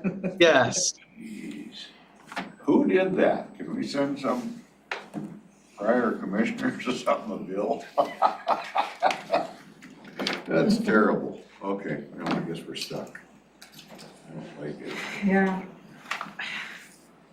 I mean, mean, for these things, does it come every once in a little while that we will get, because, you know, we've seen twice this year. So I think that over the course of like 5 or 6 years, I'd seen 3 or 4 of these. And now all of a sudden, we seem to have a lot of them. Jason, didn't you tell me we've got one more coming down the pipeline? We do have one more coming. It's just one tree, but I'm waiting on the report from the arborist on it. But they appear to come in bunches. So, I mean, is this something where we need to set aside, you know, do you need to have a program like set aside 100,000 where they go and? No, once we, there are other ramifications if you should do that. So I'm able to pay this out of non-departmental and be done with it. And I think if board considers to have a program, then we have to actively manage, inspect it, and assessment. That may not be enough money. No, Set aside. no. I think the best suggestion from the staff for the board would be for you to assess on a case-by-case basis. Okay. So commissioners? Thumbs up? I guess, I mean, I hate to, So Commissioner Edwards? I'm good, I don't like it. I don't know what I can do about it. I'm voting for Commissioner Edwards to go out there. He keeps. No chainsaws with the commissioner. Just to clarify, go with a low bid of just about 42,000. Correct. Thank you very much. Thank you, Jason. Well, we'll be seeing one more of these come up, I guess. Well, I do have one question on this. We did have a, down on the Black River or something, we had a property, we needed to tear a house down or something that was. Yes, and we we get that are, solved? we are very close, the house was wrong. action we had to take was completed, yes, long ago. But we are also very close to delivering an inventory of the random properties that the county owns that are not managed by Public Works, to ask the board if you have any interest in attempting to sell them. Okay. But on a fee, no tax time. Yeah, they're not tax titled, that was a property that the county owned outright. Okay.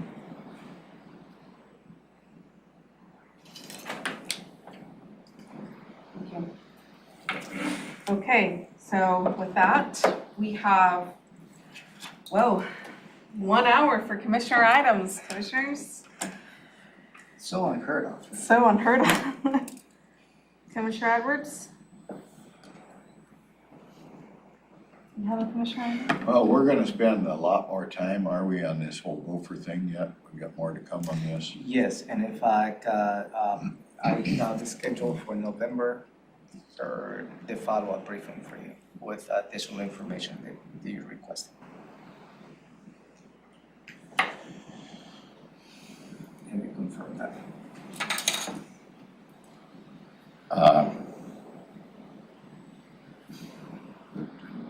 The two big issues right now to me are the Hopkins ditch and that whole gopher thing. But I don't know that it's the right time to discuss it because we need to have some legal review and stuff on both of them. Mr. Pettit he presented me with some comparisons on some properties that are just about making me weak on the whole gopher thing, but I don't think this is maybe the right format to discuss that, so. I'll wait. I don't know, if time might be a good time. Yeah. Commissioner Munster? Yeah, I was hoping that the board would consider a follow-up conversation. We had, last week we did our ARPA thing and we spent quite a bit of time talking about the daycare proposal. We didn't spend as much time talking about the ag proposal. I was frankly, and anyway, I had a follow-up with Stephen Bramwell who shed some light for me on what went into it and what the thought process was. I really wanted what he shared with me to be shared with the board. So is there a conversation that where Stephen could come and give a little more in-depth overview of the ag proposal, the ARPA ag proposal? Yeah, we can facilitate that. Yeah, if that's okay with I'm with you on that. Because there was elements to it that just didn't, we had a really short discussion on it. I don't even think Commissioner McGee weighed in on it. We were really talking about the daycare proposal. And I was making a point saying, you know, that the things that we were criticizing the daycare proposal were sort of there with the ag, but we didn't really get into the ins and outs of what's involved there and why it might be of value. And I just feel like we gave a short shrift after I heard kind of Stephen's more.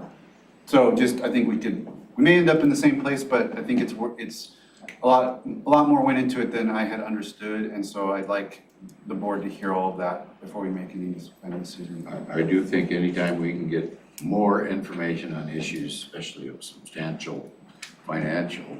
Let me see if I can coordinate for him to come next Tuesday morning. Okay. That's a possibility. That sounds great, thank you. That was the only commissioner item on my list for today.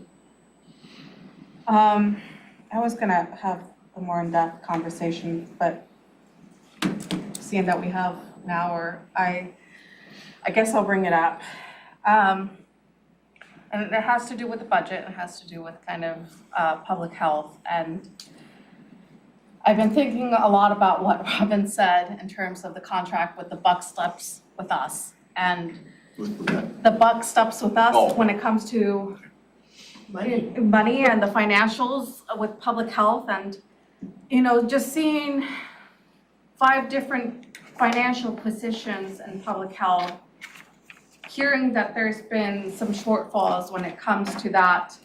I also met with DCYF and they told me that there were issues when it came to invoicing, that they were having issues with Thurston County. And for me, like where I'm at, if the buck stops with us, you know, and we have all these different budget requests, you know, I don't know, like my proposal would be like an investigation from a third party to kind of let us know where the shortfalls are. Because, you know, if it's something that we're responsible for, I kind of would like to know where it is that we have these gaping holes. And for me, having all these different financial positions and us, you know, throwing all these positions at it, my concern is it really covering the issues that we need to cover, or are we still leaving gaps? And so I'm not sure how commissioners would feel about that. I just, you know, Robin is absolutely right that, you know, it is our responsibility in the end. And I just feel like I don't have the full picture of what's really going on. And so that's why I feel like an investigation, letting us know kind of where our shortfalls are, would be great, especially since, you know, we have proposals for, you know, different financial positions, and I don't know if that will fix the issue or not. Maybe Robin, can you remind us where that issue stands? Like, is it that we went through the budget requests and some of the budget requests from public health are to add X number of positions, and that's what you're concerned about? You know, you don't really have enough information to understand what those are the right positions. Mm-hmm. Okay, so those are decisions upcoming in front of us. That's correct.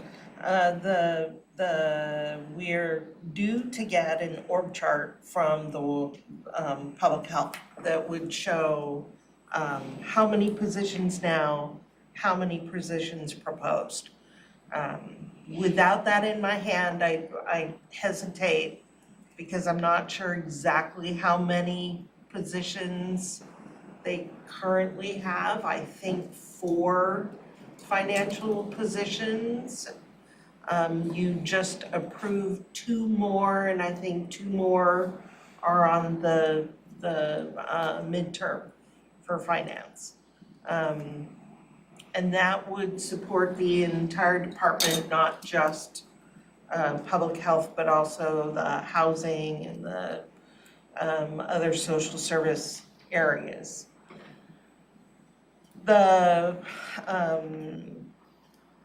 they've been short-staffed for a very long time, and part of the issue is that they have a lot of turnover in that area in the last 5 or 6 years. A whole lot of turnover. And they haven't been able to keep up, especially with all the new funding coming in and the wide variety of requirements on all the different funds. And the person at the top of the finance, a senior management analyst, has been so overwhelmed in the past that they've been just trying to, help with the minutia and get the work done, rather than doing any of the strategic financial thinking that's required in a large and complex organization.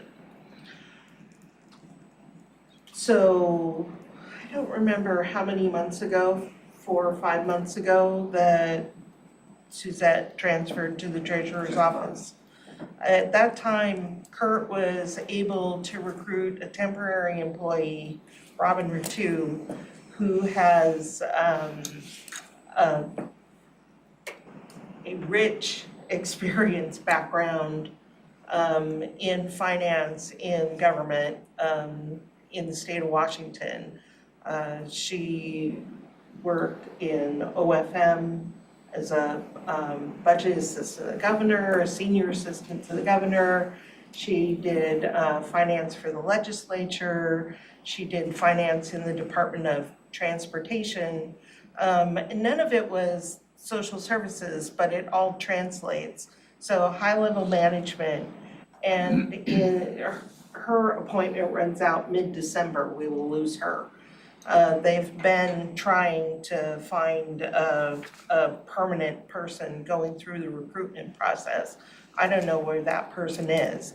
But Robin has focused on what does this organization really need in finance. And that is the proposal that you see in front of you now, is her assessment of how to organize and sufficiently staff to be able to meet the appropriate management and reporting of the funds. So I guess that I view that as something of an external review. We could certainly ask our internal auditor to go in and take a look and give you his recommendation. But we've known for a while that they need additional FTEs, and that was just magnified by the pandemic. And magnified by the additional foundational public health. Yeah, all the money coming in. It's just a lot of money to So- manage. I understand that, but, for me, kind of how I see it is, you two know of these shortfalls because you're in direct contact, but we don't. So we're when we're hearing from outside organizations that there's trouble with, and it is concerning, because at the end, the three of us are the ones who are responsible for that if something goes, haywire, and so that's why I'm trying. I understand that this person has come in, but I mean, for me, my concern is still there. And Commissioner Everett, you had your hand up. Well, I think, I don't know, I'm just taking a guess on this. Part of the concern, because I know I've talked to people, we still haven't got to the bottom of the CAC thing, and some people are still aggravated, I guess. Maybe I'm hearing a little of that. Oh, there wasn't ever anything wrong. I know that's yet to be fixed, and It's progressing. and so we can kind of release the truth, I guess is the best way I can put it. So I think that's gonna help when we get to that point, maybe from outside contacts. That's taking a guess at that. if we are gonna do kind of a review, about FTEs and the needs and stuff, I'd like to see that review include, say, a few years in the past, and then recent, and then the need. So it gives us a broader picture, but I guess I'm the only one here that was here back in the era, 15, 16, 17, in that era up there were some, I think those things took place, and I don't know how in-depth you want to explain what went on there, but that kind of took place because there wasn't enough help maybe to oversee everything properly, and I don't know if that's the right analysis or not, but we had an ongoing problem there that we tried to rectify. And it had to do with the financial end of things, and I don't know if that's part of it, and that came about because of the shortfall, I don't know. Yeah, I think it's over the years there's been issues with the department, and I think my humble perspective is really we, as a county, have not addressed the level of resources they need. And you have public works, similar size, perhaps similar scope, and similar type of complexity of the funds, and they have adequate. If you compare the number of FTEs on the finance versus public health, it's not a comparison. And public health has been underfunded in terms of finance individuals. And related to the late invoices, as you stated, Commissioner Mejia, yeah, that is a fact. And the reason is because we don't have enough resources to process those invoices. And that continues to be an issue, and I believe where we ask the boards to support additional resources to catch up, to be able to respond to the additional demands of additional funding. And going back in history, as Commissioner was stated, what the department was 10 years ago is totally different. What the department was even 5 years ago is totally different. When we took all the mental health out of that department, it became the VHO. So all that transition, and it took us almost 2 years to actually strip the funding strings to that. And for instance, there was a lot of combined funds and public health that we start separating to start taking a closer look individually. And then moving forward, the finance person who used to have the larger umbrella retired 2 years ago. And then we start discovering some of some of the systemic issues. So we have been starting addressing this as we move along, and the changes in the staff, it has been a tremendous impact. So I'm not here to justify any issues related to delay in invoices and perhaps sacrificing the credibility that we have with our funding partners at the state and perhaps the federal level. That has been a fact, and that has been a fact and an issue that we'd like to address by us recommending the board to approve additional positions. So the question that I ask, if you call investigation, perhaps I don't want to put words in your mouth, we're looking for internal audit. Is that what you're looking for, or what type of investigation you're looking for? Well, yeah, I'm looking for, to see what are the shortfalls on invoicing and contracts that we're not completing from our end of things, because that's where we're the ones responsible for. And that's my concern, is the invoicing and the contract side of aspect of things is what are our shortfalls in that sense. And whether it be an internal audit or an external audit, the reason I'm suggesting a third party is just because I know both of you have your plates full, and that's why I'm not throwing this on, saying, Ramiro, can you investigate this, just because we're just the capacity. I wouldn't investigate. I reach out to the resources that we have in case. But I do think that this is necessary. I mean, again, hearing this from a third party is concerning, and, you know, Robin's words weighed very heavily in my head, and I've been thinking about it, and it's like, okay, well then, if we are the ones responsible, then I think we need to know what the shortfalls are. I think we need to know what the shortfalls are in terms of contracting and invoicing, and internal controls. Because. Right, because you are responsible for internal controls on finance in this county, and that is a part of all of this. And, we don't know that until positions come in and, they're like, we need these positions because there's all these issues going on, and it's, So I'd like to make clear that we're not hiding anything from you. It's, a lot of this has just recently come to light. And you have us to manage those issues as they come along.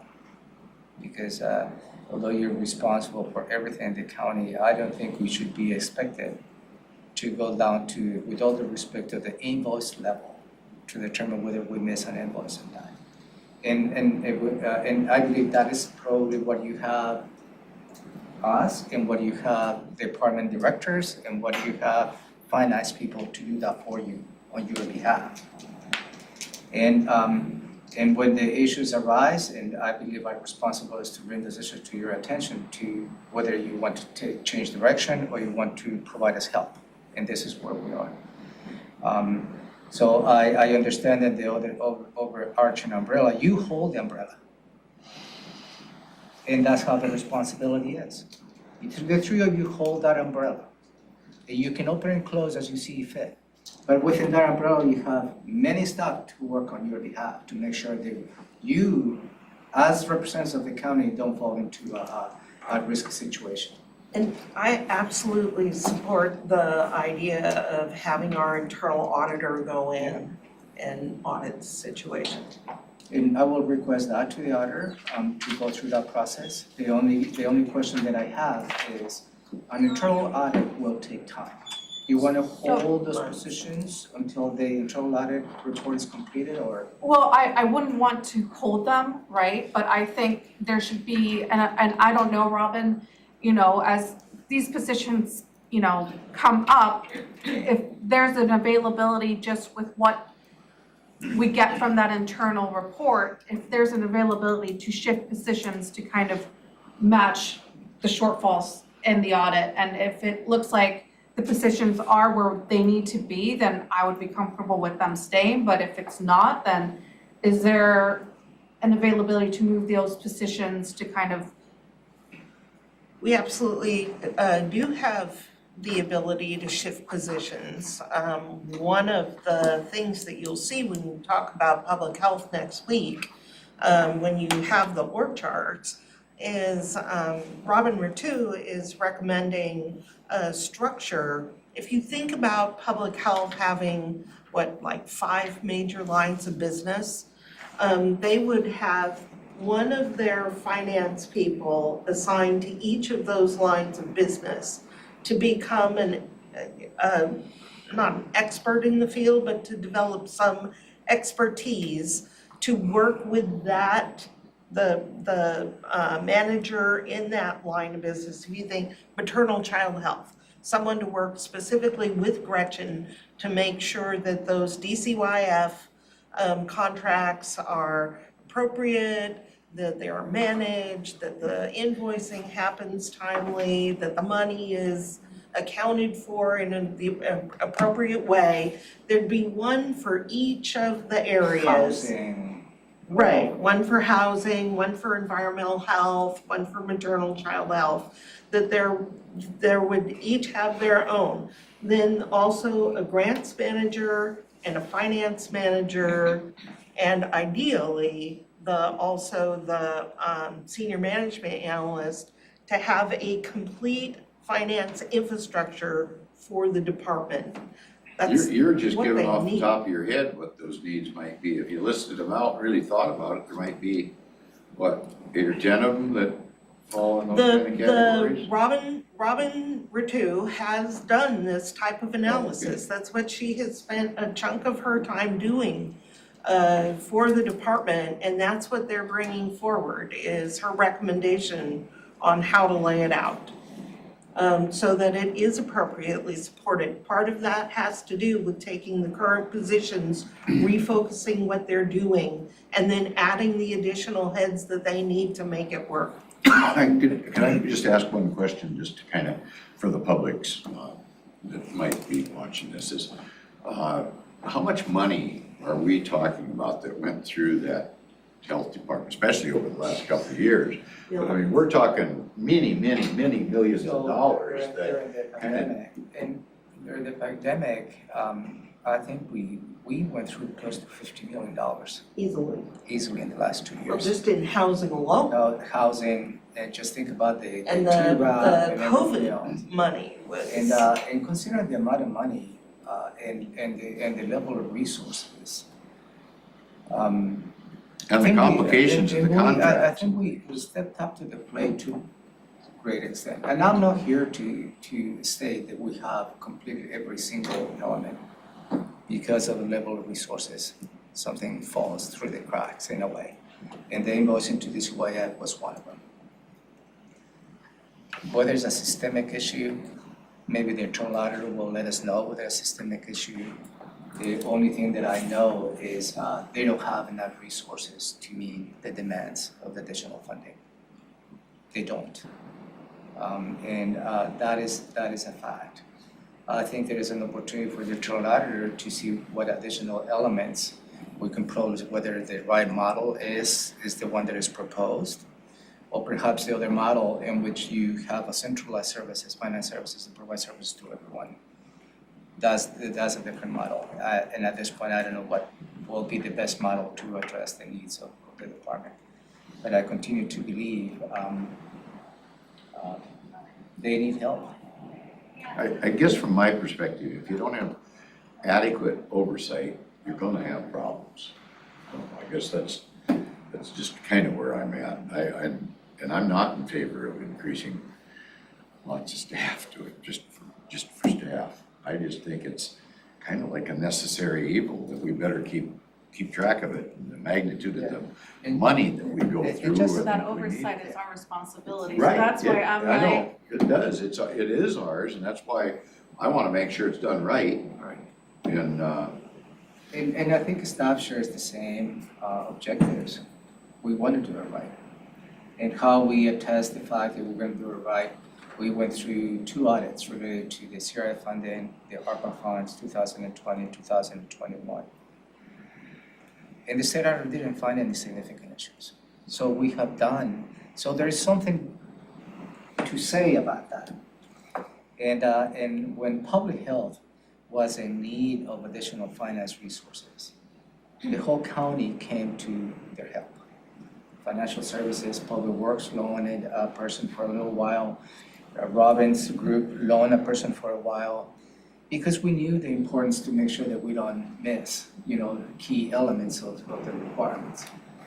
Where there's opportunities, absolutely, there's always opportunities to see how we can better manage this. So I also want to say that the people who are there have just worked extremely hard to attempt to make it work.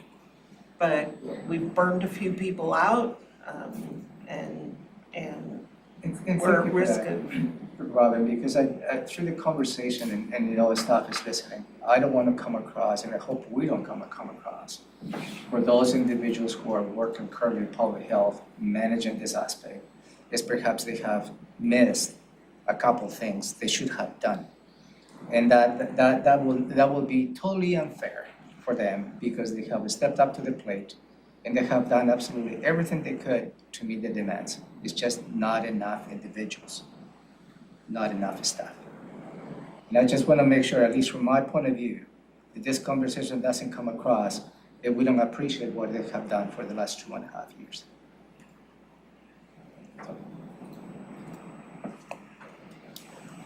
so, I guess I'll go ahead and make a motion. And the motion would be to do either an investigation or internal audit in regards to the invoicing contracts and staffing levels for the financial department, public health and social services. Is there a second? Let me ask a question of that before. What is the anticipated outcome that your motion is attempting to accomplish? Well, I would like to see where the shortfalls are in that department, and what we need to do to make sure that either we're not burning staff out, that we're not missing invoices, that we're still being really good partners to both our state and federal partners. So I just want to see where the holes are. Because we have holes, and I guess I agree with you. I want to get to the bottom of any potential problems, but my question is, outside information that comes in, I think is still directly in relationship to the CAC issue. That's my concern. this party that I spoke with had nothing to do with CAC. Oh, no. Yeah. I think there's just, I'm not saying, there's a sourness out there that hasn't been fixed yet, I guess is the best way I can put it, because we have not been able to tell our story. I don't know if that's right. So there's that, but I agree with Commissioner Mejia that there's a completely separate type of issue out there, and that is, so an example that you may have heard of is that we're 3 years behind on billing. Billing? Billing, right, for money that the county should have received. And we pushed it to the very limit of when we could claim it on a rolling forward basis. This is something that we just heard about a couple months ago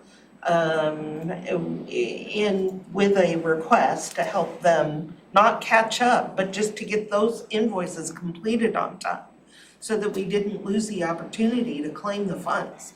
Now, these are funds that we should be claiming on a regular basis, so that the money should be in our pocket, not sitting in the state's bank account. We should have it here in the county to use and drawing interest, and instead, we're so far behind on these invoices that we're just barely getting them in on time to complete a claim.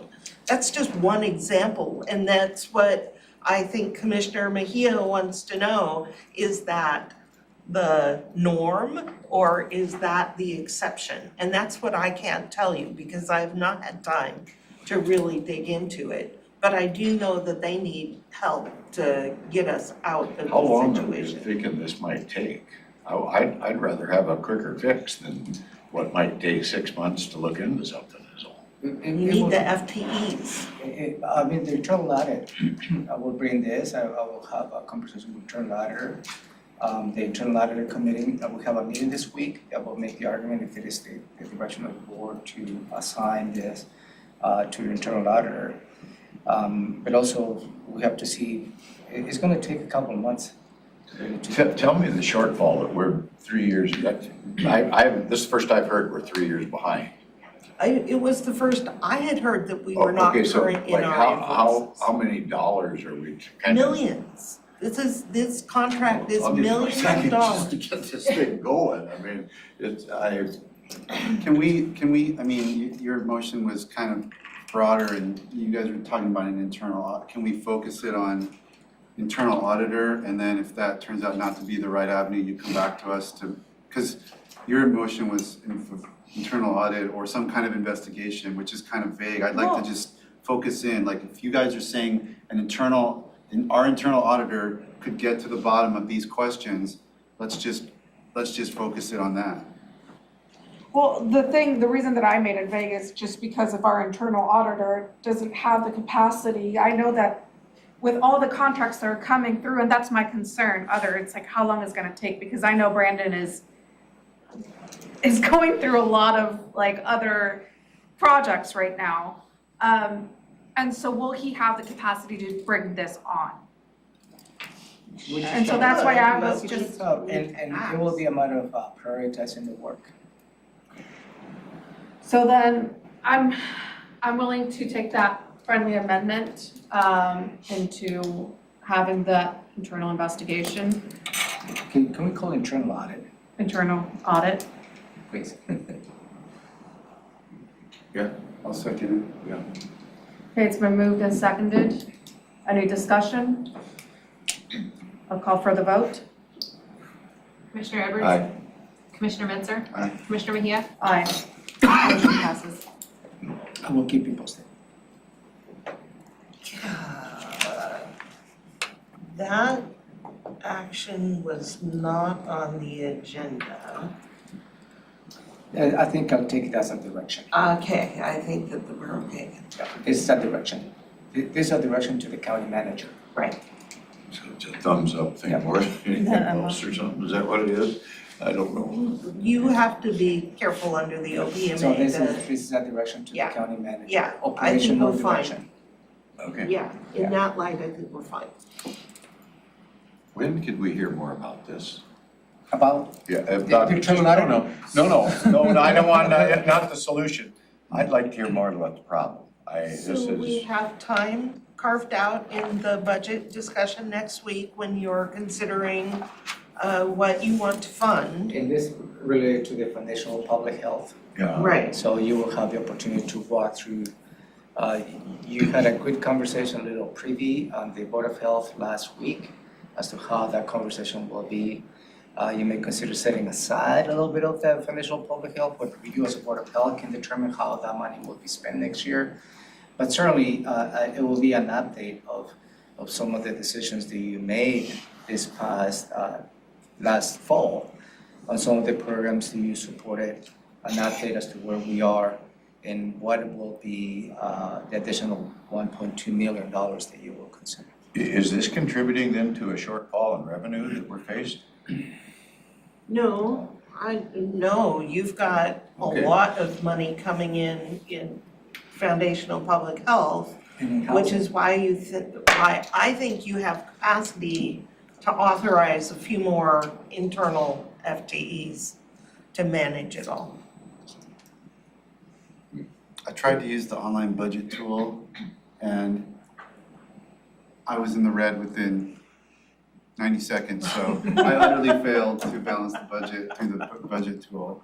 Once I clicked the COLAs and the things that I felt were almost automatic. So it's a good lesson from where we're at. Okay. Any other? Commissioner? Do we want to? It's 11:31. Yeah, but Before I you mean, are move on. we planning on going till 11:30 or are we planning on going till 12? What was the plan? This is scheduled for noon. Till noon? I just want to say how much I appreciate this conversation. Thank you. No, and just hearing, I know that there are different shortfalls, and for me, this is not anything against public health or what the staff has been doing. For me, it's just, I would like to know the information because I'm hearing about shortfalls, but I don't know where they are. Right. And You wanna know what the real problem is so you fix it, not a Yes. Band-Aid. And so. Yep. And that's kind of, thank you, Robin, because that's exactly, I feel like these positions are being proposed, but I'm like, are they really going to fix what's Right. going on with, with different little things in the department, in terms of the financial aspect of things. Commissioner Edwards, go ahead, sir. Anything new on the processing plant, egg processing plant, meat plant, anything new on that? I just signed the in-local agreement, so Pierce County is gonna take the lead and the request for proposals. For the study. Yeah. To secure a contractor to do a study of what is is the type, size, and location. Okay. How about anything new on airport issue?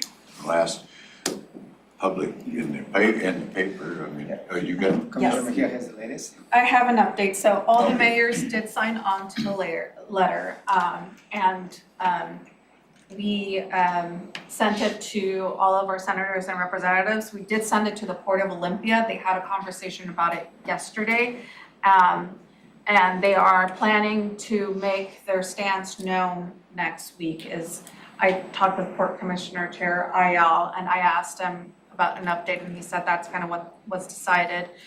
And I sent them the letter, letting them know that if they wanted to sign on, we are happy to update it.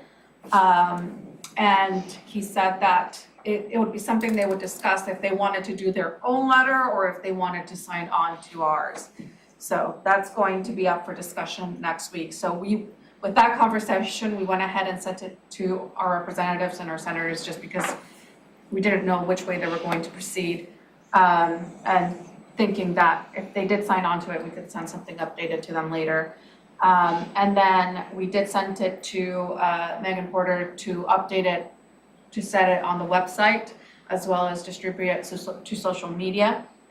We did have a request from the Olympian to have a copy of it, and so we'll be sending it to them as well. Yeah, that's the latest. Just a follow-up on the update. Last week, I had a conversation with a reporter from the Seattle Times, and they're tracking this story. And I have shared the letters that you have sent, and that just yesterday in the final letter, I did send a copy to him. He was requesting that. So I believe the Seattle Times is going to have a piece related to this particular matter soon. So I'm wondering about, I don't know where this is gonna go and how far it's gonna go, but it seems like, our letter was really high level. We wanted to get it in as soon as possible to, that letter was really just to show, unified. Put it on the record. Position of all the jurisdictions. It really didn't go into any detail. It seems like we need to develop a memo that just lays out the reasons why, not just, we don't want this because we don't want it, but there's particularized reasons why Thurston County is a poor choice. I think we can come up with a whole list of those reasons. And I think as this unfolds, we're gonna need that to better justify why, beyond just the fact that our citizens don't want it. I mean, that's important, but there's more to it than that, I think. I think we can make a very strong case that it's a terrible location, just even if we live, aside from our own self-interest of living here and not wanting an airport, it's just not a great choice. Yeah, and that's a good point. Certainly we can do that. And I'm gonna try to get a hold of a chart the commission developed where they have, the different sites to Empress County, one in Thurston County. And they had, the elements you're looking for assessed on the. We just lost our Zoom. Do we need the Zoom? Because the transmission is still going on. Okay. Nobody was on the Zoom. No. So, which, talk about infrastructure, environment, and they quantified that on a color coded, red, green. Who did that? Yellow. This commission, but that is not included in the report, so I need to get a hold of that table to share with the board. Because I think that's probably what you're looking for, a little more details of what it is. I was interested on that, and it was part of our presentation, I couldn't get a hold of that table. And talks about the capacity of how many trips per million. You're familiar with the numbers, I believe. The two in Pierce County, it was about, don't quote me, it's 22 million trips per year. And the location at Thurston County was 8 million trips per year. I'm just using that as a point of reference. What it was interesting to me when I saw is the Painfield, the King County Airport. that it was, with the remodel of that airport, would have met the capacity needs in the future. And for some reason, that table that is Xed out. It's not even part of the consideration.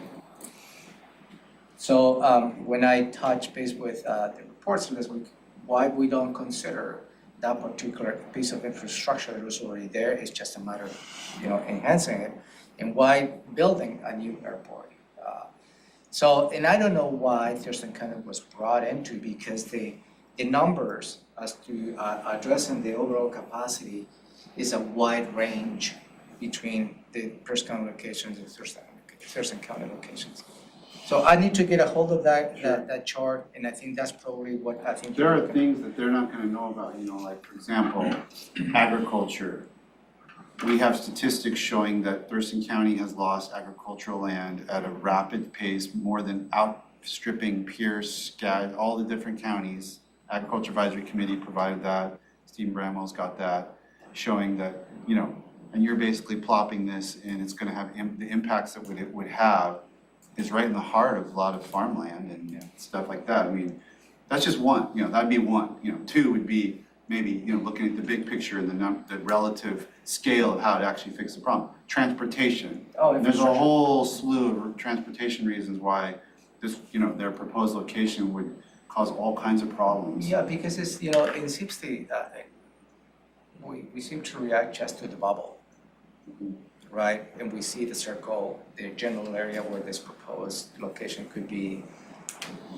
But if you go down, I think that's what you're looking for is, it's gonna be a significant piece of infrastructure. That requires hotels, that requires a lot of infrastructure to support that. Requires access, freeways, because it's not gonna be a 2-lane county road who's gonna be access to the airport. Yeah, I mean, And water, where the water's gonna come from, sewer, how are we gonna be managing the sewer? So all those really is the level of details that there's no answers to it. If I may, I just had related to this, it's just an email from Representative Barkas. If I may, I can read it to you. Sure. It says, thank you for letting me know about the letter the Commissioner Mejia sent. I too am very concerned, and I believe there needs to be additional time and input of a proposal of this magnitude. I will continue to be involved in the process and look forward to working with the Commission and various groups as this moves along. Please keep me posted. So it has resonated. As a follow-up to that, I'd like to make sure that Strickland is in this mix, because it's gonna be a congressional issue as well. And having her on the ground floor, so her staff is tracking and stuff, as all this goes on, and we can at least get input, what she's here back in DC. I think Pierce County has already engaged her. I was gonna say, the tricky part is that Barkas and Strickland both have Thurston and large pieces of Pierce County, which may end up being our competitor, in this. Well, but they're saying we're limited to these 2 spots now. Well, who says? Who makes that final determination? Which I don't necessarily agree with, and then that brings me back to the airport manager position. I'm still a little nervous about that whole thing. Well, hopefully the Port Commission will have a unified conversation on their position next week. I think that's what Commissioner Mejia is talking about, right? Next week. I mean, I don't know how they make these selections, but I just don't think this is, for all the reasons that Commissioner Menzer brought up, I don't think it's we need to start listing all those reasons. Yeah, just how I'm ready. Let me get a hold of that chart. I think that would probably. But, to go along with your comments, infrastructure and the whole thing that goes along with it. And then how far from I-5, for an example. I-5 is a big deal. Maybe, all kinds of, we could go on this, you could write a graduate thesis on this. But maybe Jennifer Walker needs to sit down with her team and come up with a paragraph basically saying, here's the infrastructure, shortfall demands that would this many number of miles, this big of a budget impact, this many tax dollars needed. I mean, I don't know how this all gets funded. I mean, they just give us lots of money to build new freeways and roads and sewer systems, and I have no idea. I've never seen anything like it. You know, and I think what maybe the next steps is to develop one pager of the issues. And I know there's gonna be additional public hearings coming up next year. That you can send me to attend those meetings and making sure that I continue to bring those issues. Do you know nationally, have we had, I know there was an airport developed in Denver over the last 20 years, the Denver area, but have there been other airports around the United States that have kind of went through this same situation? I just don't recall any other growth situations like That was this. the only one I believe. Is that the only one you can And think of that too? was quite a ways away from Denver. Yes, but ultimately, that's what they did, and why did they ultimately decide to go there? I don't know. In that case, it was a replacement of the existing. Yeah. Because they didn't have enough capacity. There's a big backstory on why it was located where it is. I'm not up on any of that. I'm just, I hate to just start, I don't like to reinvent the wheel, I don't have to. If there's already some issues that we could talk to somebody that knew something about that, and well, did you think of this? This was why we did this. You know, those are conversations for the future, I guess. But pretty near future, I think. So it gives us the ammunition. This is one item Okay, you have one? after this conversation. Yeah. I'd just like to update the board, some of the, one reorganizational change that I will be implementing beginning January 1st, 2023. It is related to the LMDs, the Lake Management Districts. And so I don't want to get down to the conversation of the existing, conversations with the LMDs, but I will be moving the LMDs from Public Works to Seaport. We're going to start working the transitions. Robin already moved from the budgetary point of view, so we're going to be working with the two directors in the next couple of months to change that. The intent is hopefully we can find a reset button on that relationship, and that's my intent. Okay. Any other commissioner items? Yeah. Okay. Any update on the daycare? I know you were gonna contact someone about, was there a solution down there? Yeah, Jenica was gonna be reaching out. She's been sick for 2 days. Okay, so we're just not there yet, okay? That was my other issue. Okay. We get a 15-minute break? Nope. Good. Okay. 11:46, we are adjourned. Thank you.